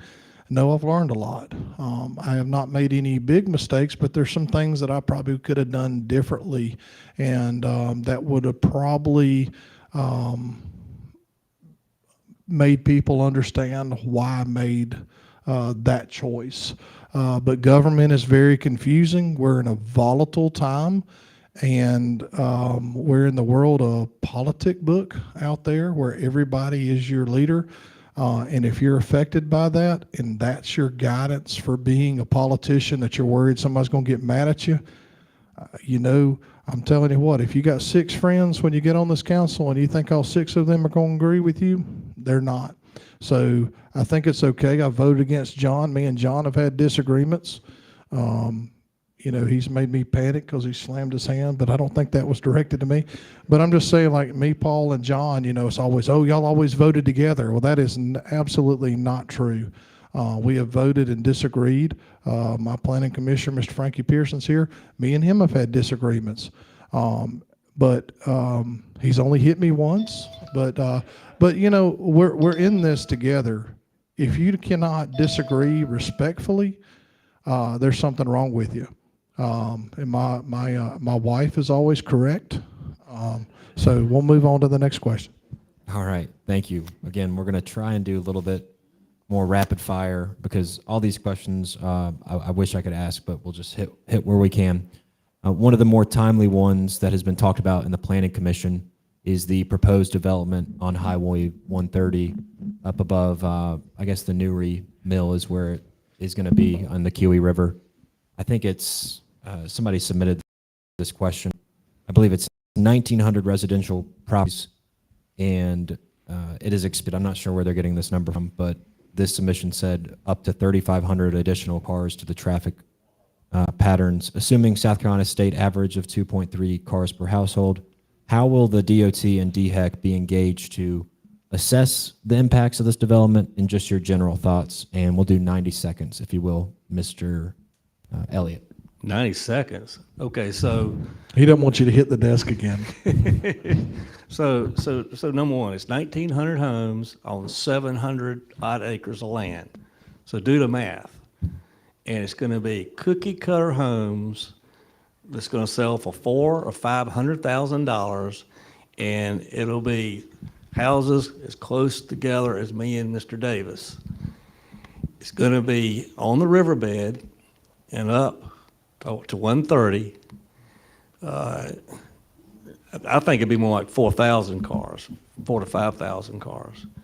I don't know how the highway department's going to look at it. They seem to almost approve everything. I mean, the two dikes, I call them dikes, some people call them dams. There's the Newry dike and there's the dike above there. You can't expand it, even though Tell Willie said a couple weeks ago or a week ago that you could expand 130. You can't. Look at those dikes. You can't make it 4-lane. It's going to be 2-lane. I hope the dikes don't fall in when that many cars get on the dike at one time. But so DHEC here again. You talk about the Kiwi River. I'm not sure how they can control the wastewater, the rainwater, and the drainage that's going to pollute that river. It's going to go right into Lake Hartwell. That's the Kiwi River that feeds Lake Hartwell. I want to make 130, or at least Rochester Highway, which is from Ingalls all the way up to the old Wachovia, Wells Fargo. I want to make that a scenic highway. If you've ever been on that part of 130, it's a view, hopefully you're not driving when you're looking at it, but it's a view that you will not see in the rest of South Carolina. It is absolutely beautiful. And to ruin that view because of somebody wants to be greedy, I mean, at least cut it down to 500 homes and leave enough tree line so it doesn't ruin that beauty. But 1,900 homes with 4,000 or 5,000 cars, I don't know how the State Highway Department could approve that or DHEC to approve it either. Thank you, Mr. Elliott. Are you not going to talk about the river boat that we're putting in there to send them down the river into Lake Hartwell so they don't have any cars? There's no cars allowed to get on the river boat. I'm just kidding. All right, sorry. Mr. Davis, just 90 seconds on that. What can the county do anything to prevent this development from happening? I think that the development standards that John talks about, you sit around and you talk about it. I'm not interested in telling what, somebody asked me what my district wants, and my district wants to be left alone. We want to farm and we want to have our area. I don't want somebody telling me what I'm doing. But when we start talking about these tract areas, there is some things that the council can do and put forth to talk about green space and talk about offsets and things like that really don't, I don't want to live where my snapper lawnmower gets stuck between two cars, but it's one of those things that is actually very affordable. And as I've seen with a lot of these developments around here, a lot of families are coming in here. It is unbelievably expensive. So when you take one home and you put it on 5 acres that's been out there proposed before, you suddenly take a home that's selling for 200,000 and all of a sudden it's at 300,000. So, you know, it's one of the things as my son's a junior in high school that I talk about his ability to affordably live. He better get that in his head now, because I mean, I see people that are in their 20s and 30s, you know, I guess they make a whole lot more money than I do, that are able to afford $400,000 homes. My worry is, are we getting in a crisis when it comes to retirement time that government is going to have to take care of? All right, and then staying on the planning theme, Mr. Elliott, our public libraries are out of date and too small. Other conservative counties like Anderson and Pickens improved their facilities and level of operations years ago. Excellent libraries serve families, job seekers, seniors, provide community meeting space, and help with industrial recruitment and other economic development. What are you willing to do to improve our libraries? 90 seconds. I've been in the Walhalla Library, I've been in the Seneca Library, and we do a good job with what we have. Could we have a larger library in Seneca? Sure we could. I think with technology the way it is and the way it's going to advance in the future, I mean, kids won't be reading books anymore. I mean, they're already reading on their pads and things like that, and they're streaming. You'll be able to stream books. Now, people do need access to computers. I know a lot of libraries have access to computers. A lot of the school systems now providing laptops or whatever you call them, the notepads to the school kids. So I don't see libraries needing to be expanded. Could we do a better job? Sure we could, but do we need to come out with another $25 million bond and build a big library? No, I don't think we need to. Thank you. All right, we're going to move on to the economy and economic development, if you will. Mr. Davis, what safeguards are in place to protect Oconee County's rural industry and lifestyle from being encroached by industrial and residential development? And we'll do 2 minutes there. A lack of sewer.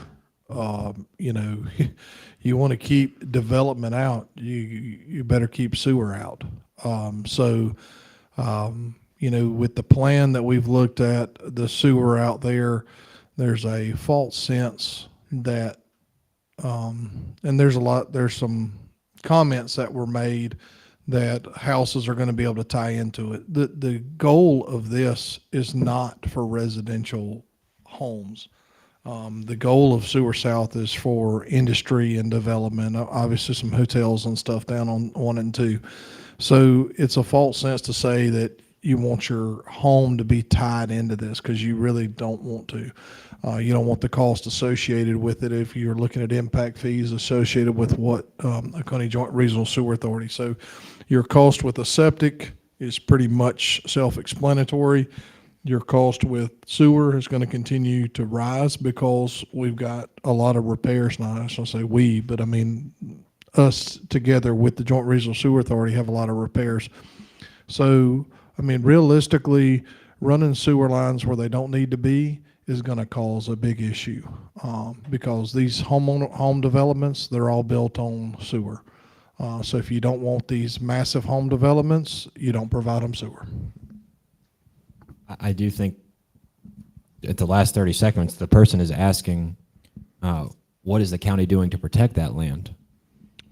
The goal of all of us should be to buy local, to make sure that your farmers are able to continue to farm.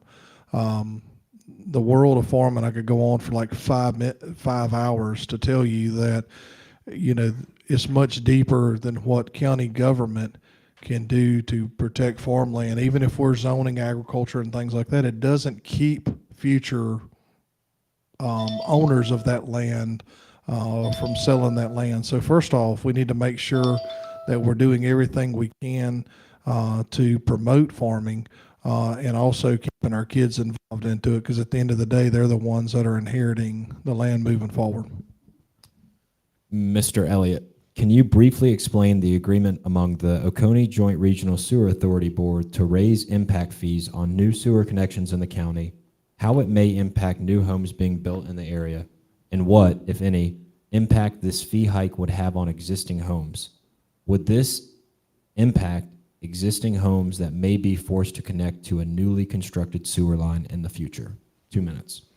Well, I think take the last one first. I think the sewer commission has made it crystal clear that the new sewer lines, that we're not going to make anybody that's existing with a good septic system go on the sewer. Number two, the impact on industrial development, I think Mr. Jamie Gilbert has addressed that we're trying to bring new industry in and going up on the impact fees for sewer is going to be hindrance to that bringing new industry in. New developments, I don't think it's going to matter. Like Mr. Davis said, the one thing we can do on 130 is we're not going to run a sewer. We're not going to pay for it anyway. The county's not going to pay for sewer up to that development on 130. And I don't think new developments are going to stop. I mean, most of the area around the lake, Lake Kiwi, are septic tanks, so lack of sewer didn't stop that development. And I don't think lack of sewer will stop housing developments. It can stop industrial developments if we go up too far on impact fees. Thank you. All right, we're going to get to everybody's favorite subject, roads. So we'll do, I think, 2 questions there. This one is pretty straightforward. Mr. Davis, who is over the committee to deal with county roads, and how many meetings have been held by that committee this year? I think a minute we'll do here.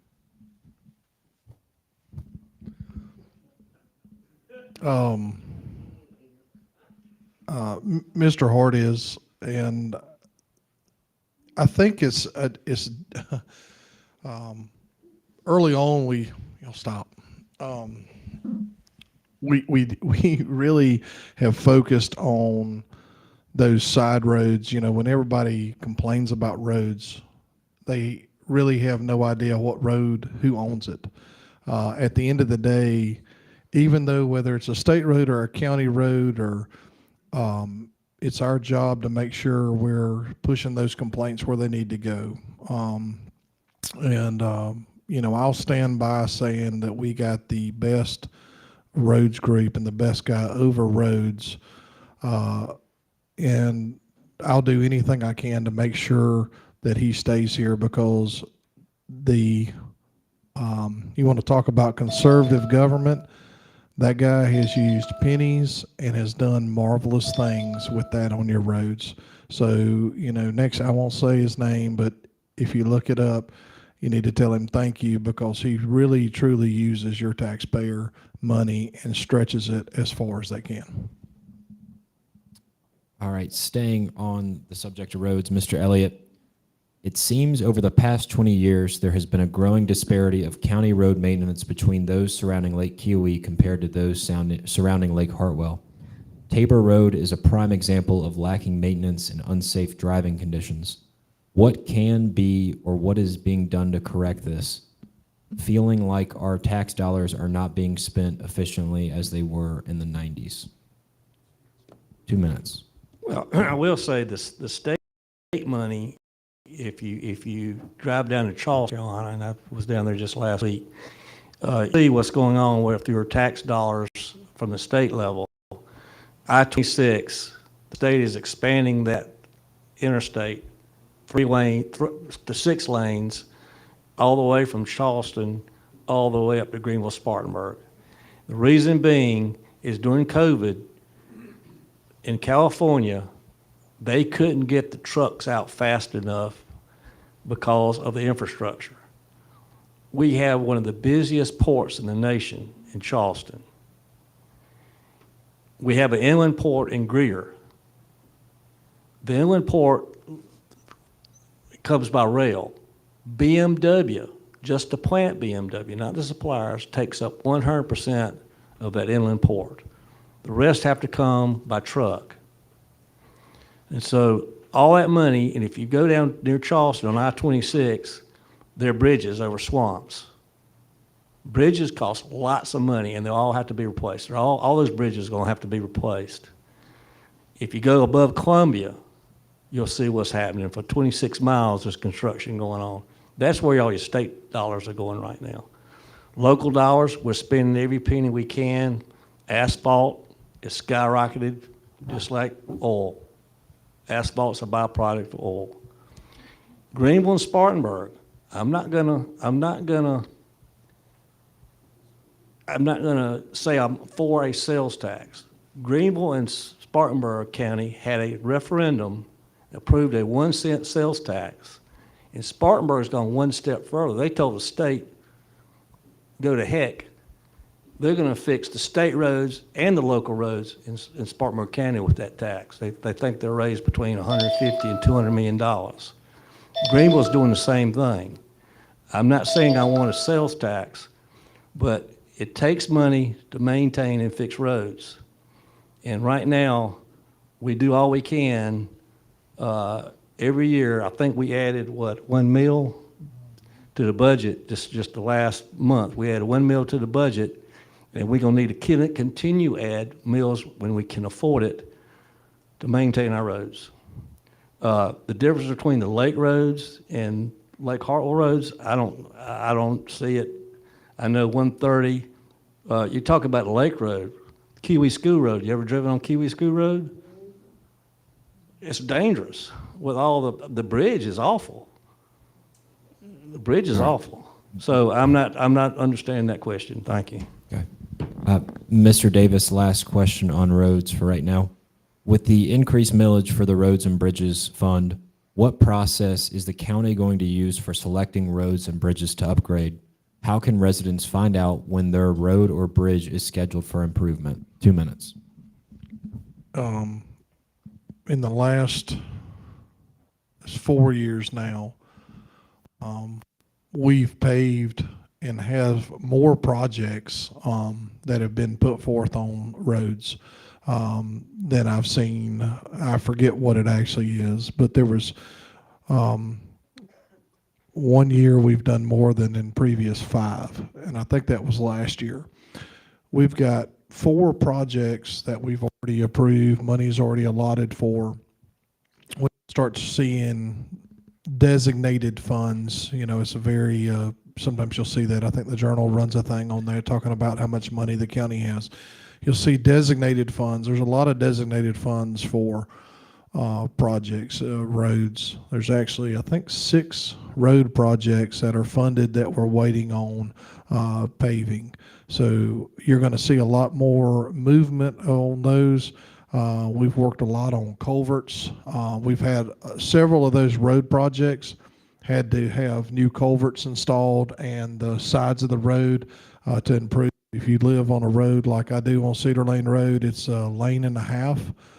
So that's why we drive so good out there in Oconee. So because we drive half on the grass and half in the road. So, you know, we can pass a combine like nobody's business. But, you know, that's a big difference when somebody talks about roads. You know, our new roads are wider, which is great. They're marked better. And the safety's improving on those. Something that's not really noted in there is what we've done to improve safety at intersections. And unfortunately, you know, you read where we had one fatality.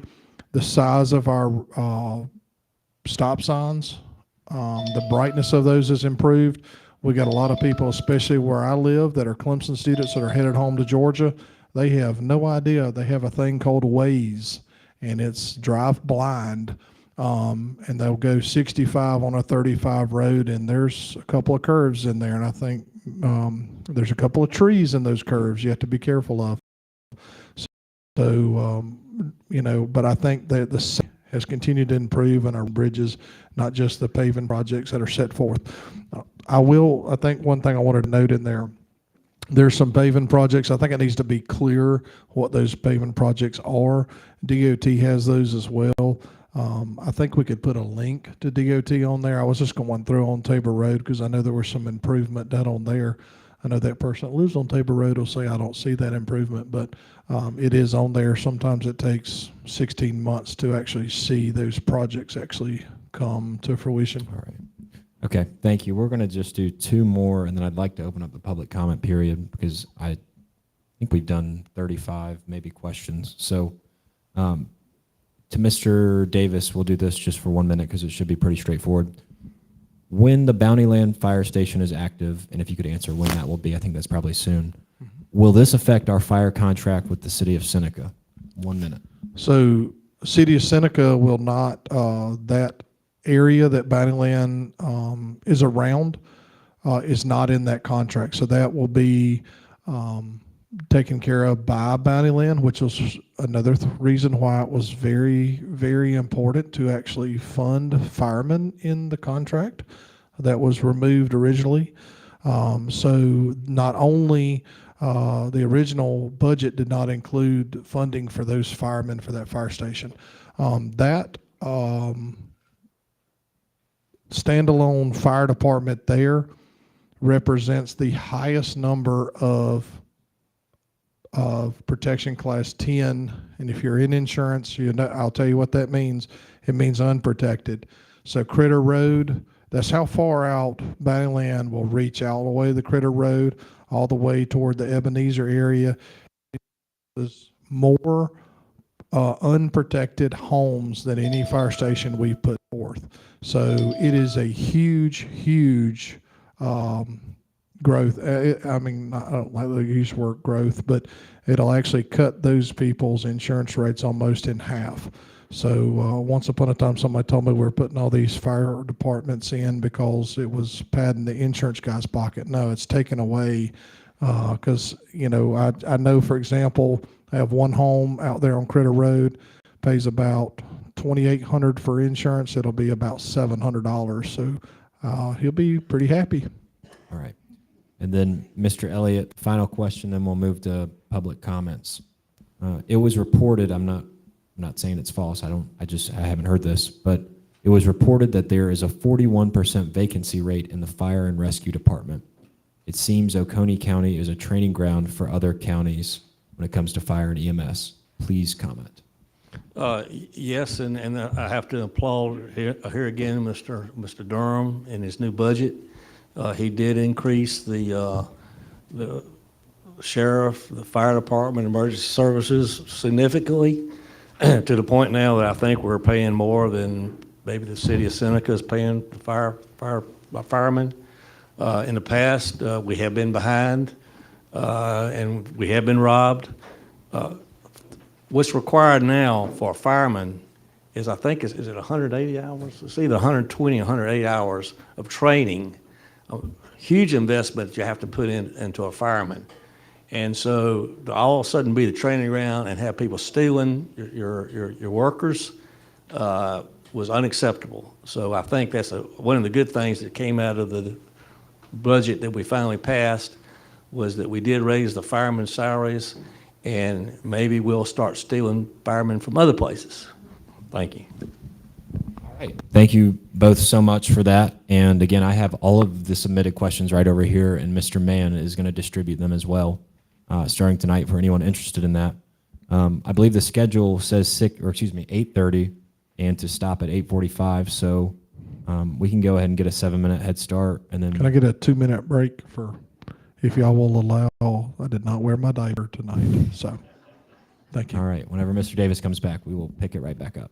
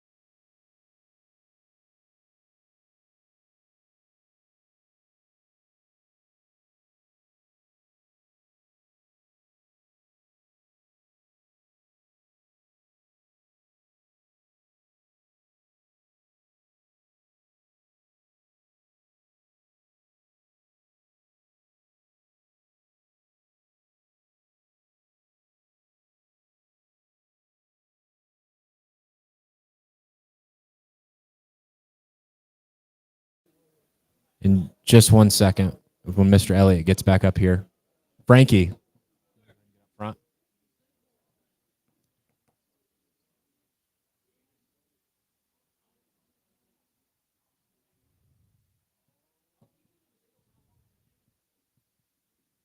All right, folks, we are about to get started. Yeah, I'm fine with that. I think I'll try to do a minute and a half, and please don't ask 4 questions in one. If you could restrict yourself to that. All right, we are going to get started now. So, Mr. Frankie Pearson, please ask your question and direct it to who you would like to answer it. Step up, please. This will be for both of you. Being a veteran, this county and state doesn't do enough for our veterans. Here we have one little veteran in November. I don't understand why the county couldn't have another day at the beginning of the year sometime in maybe April, May, or something like that to honor the people that gives you the freedom to sit in those chairs, us to sit in these chairs for that matter. Is there anything that you two could do to help honor our veterans more that we have in Oconee County? I'm on a 1 minute schedule. for Mr. Davis. I'm gonna schedule an event on Saturday that you can attend. Actually, it's already scheduled, so I'm just joking. But there's an event at South Cove Park for veterans. So, there's a lot of things that go on. We got one of the best departments around here for what they do and continue to do. We can always do more, and we need to continue to do more to honor them and help them. But the stories I've heard from other counties on the lack of what their area does, especially in regards to veteran benefits, our area does a lot to sit down with them and help. So, but I do think we need to do a better job of, keeping y'all in the forefront moving forward. Thank you for that. And thank you for your service too. All right, Mr. Elliott, just 1 minute, if you would, if you'd like to respond. I think we need to, as a county government, encourage citizens to help veterans out. I know there was a group of people, I don't know if they still do it, that used to take veterans that did not have the transportation to get down to the Veterans Hospital in Anderson County. I think we need to encourage people to do that, to honor the veterans. I know we do let veterans use the parks, the county parks, for free, but we need to do more of that. I think we also need to just remember, like you said, we wouldn't be here without you guys. And I see several folks wearing their hats tonight, and I salute you and thank you for your service. And let's remember those that did make it back. Thank you. All right, thank you, Frankie. And Miss Jody Gollin, please ask your question. Okay, first of all, I want to thank the Republican Party for organizing this. We are in bad need for having more town halls with our political leaders. We've seen this shut down over the last few years where citizens of both parties, or all 3 parties in the case of Oconee County, because really we have a 3-party system now, to have a chance to talk. It's just a disappointment that we don't have all represented. I'd like to recognize Keith Peebles. He's one of the people who does a lot for veterans with transportation and help with paperwork. He's here. So since that just came up, Frankie, wanted to recognize him. One thing, I just wanted to make a couple of comments before I ask a question, if y'all indulge me.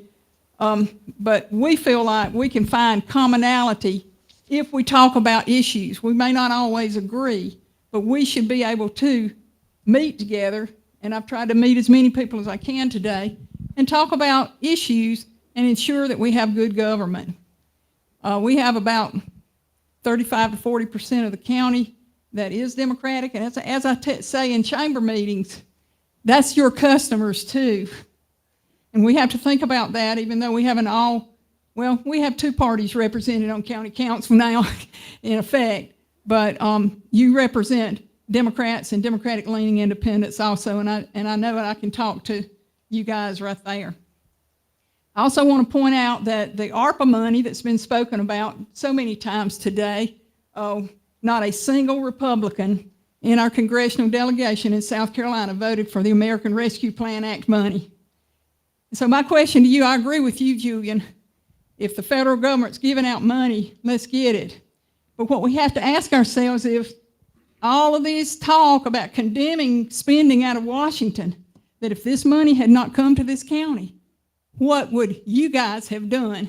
What would our city councils have done to fund these major infrastructure projects? And thanks for giving that money to the municipalities.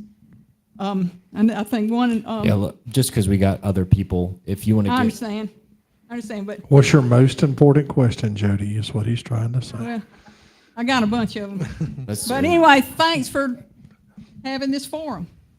But my question is, we have county parks that were just mentioned. I was living here when those county parks were funded by Duke Power. They were built by Duke Power and funded by Duke Power. When I was growing up, we had lifeguards. We had all kind of great amenities.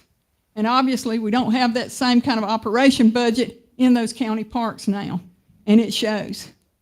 So are there any plans to improve the county parks from the improvements on the capital side have been wonderful, wonderful. But we, like you mentioned several times, we have to operate what we build. You can't build a fire department without firemen. yeah. Okay. Let's 1 minute each so we can just move this along. Yeah, Thank you, Ms. Jody. touching base on parks real quick, parks were ignored. And, I told somebody one time, because they were like, man, y'all put a lot of in parks. And, to some, that's their only vacation. To a lot of us, we put our boats in there and we leave. But to a lot of our citizens, especially our middle and lower income, that's their vacation.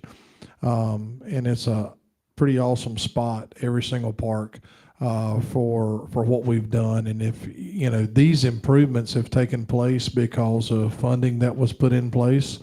So that's where that money came from. So I am very blessed to actually have led that. I appreciate Mr. Elliott, and his leadership in that as well. But Phil Shirley, another great person that has really made sure boat landings, we've put a lot of emphasis. That's quality of life. Some people say that's a waste of money. And I'm telling you what, if you go to any of these parks, you'll see how many of your citizens, your friends, and your employees use those parks on a daily basis, all year long. Let's go to Mr. Elliott. 1 minute, please.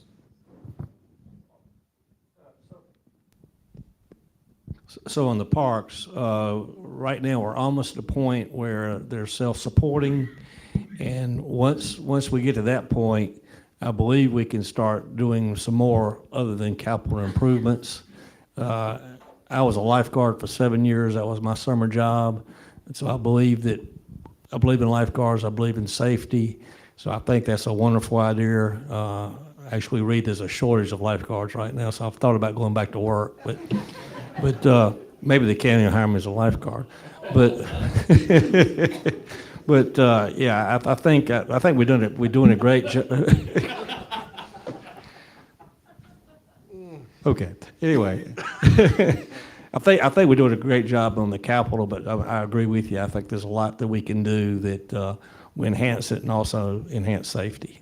Thank you. I just had an image of you running across Let's stop right there. Fall Beach, saving somebody. So I'm just saying, Okay. You saved the kid though, John. In my image, you saved him.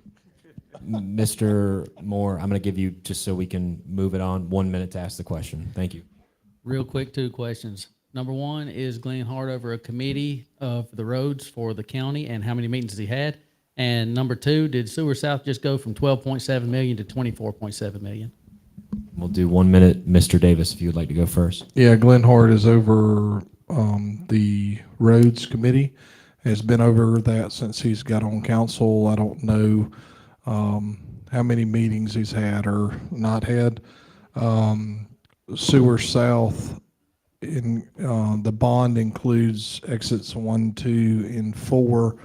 That's where that 25 comes from. So the funding in regards to the ARPA money and the cash money the county was putting forth for the funding for Sewer South Phase 1 is now put back into economic development. Mr. Elliott, 1 minute. So on Mr. Hart and the Roads Committee, he has not met this year at all. Don't believe he met last year either. I'm not positive. One time, Frank says one, but I know he hasn't met this year. All the committees are supposed to meet quarterly. Typically, if there's no business, then they don't have a meeting, but as you know, there's plenty to talk about when it comes to roads. So anyway, there's not been a meeting so far this year. All right, Mr. Bright, if you would take up to 1 minute to ask your question. Thank you, I'd appreciate it. Riley. Gentlemen, you have mentioned in several different interviews, John and Julian, that you want to see the citizens come and participate in the county council meetings. But there's an issue when citizens show up that has been noted on a video several times in the last 6 months watching the county council meetings, that a select few are creating a disruption in the back of the council chambers, whether they're laughing or they're saying ugly words to people in council. How can you address this issue where citizens feel safe to come to a council meeting and address their elected officials and their grievances when you've got certain members of the council chambers that are saying things to other people, laughing, cutting up, and sending text messages, which appears to be to the chairman, Matt Durham? 1 minute, Mr.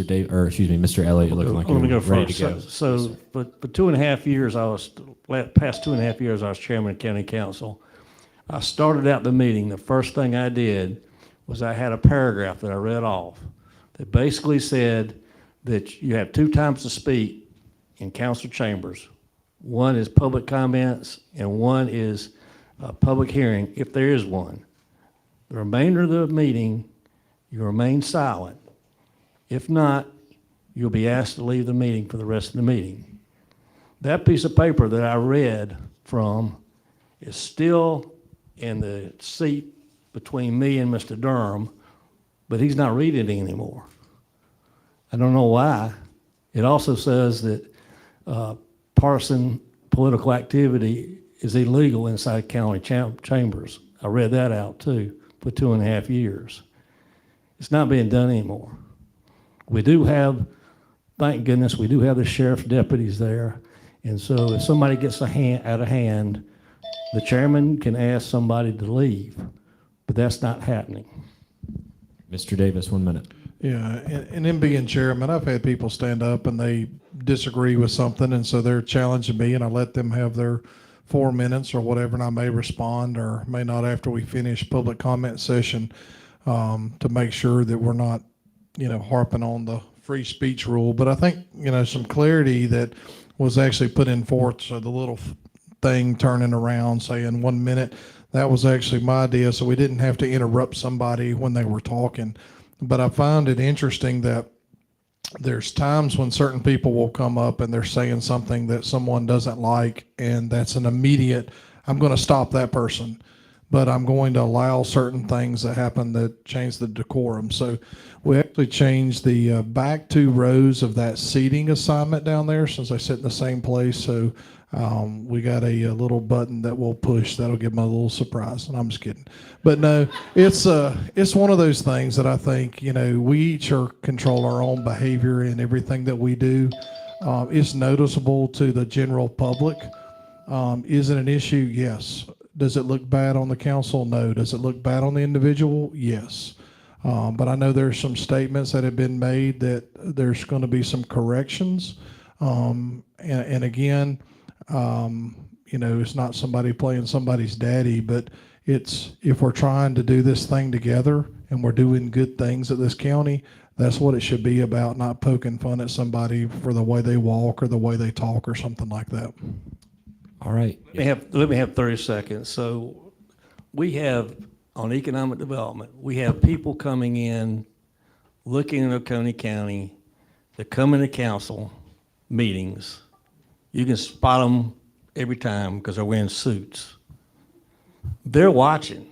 They're watching the conduct of the citizens, they're watching the conduct of the council, and they're making decisions right there. Do they want to come to Oconee County? And so behavior like that is unacceptable, and it's really hurting everyone. So it's got to stop.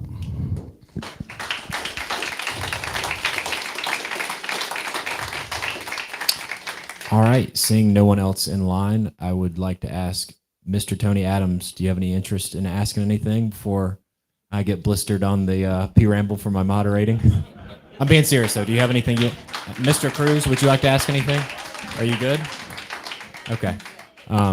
If you, I can give you one Listen. question if you want to do one question. Nah, we'll give him two. It's 8:43. Listen, he's fought. He No. But in all seriousness, do you or Mr. Cruz have anything you'd like to? Yes, Tony, you get one question. You came all this way. You get one question. Cruz, anything? Okay, just wanted to extend that opportunity. I'm just going to give it to Mr. Mann to close us out. Thank you all for being patient with me, and I enjoyed it. So, y'all have a good night.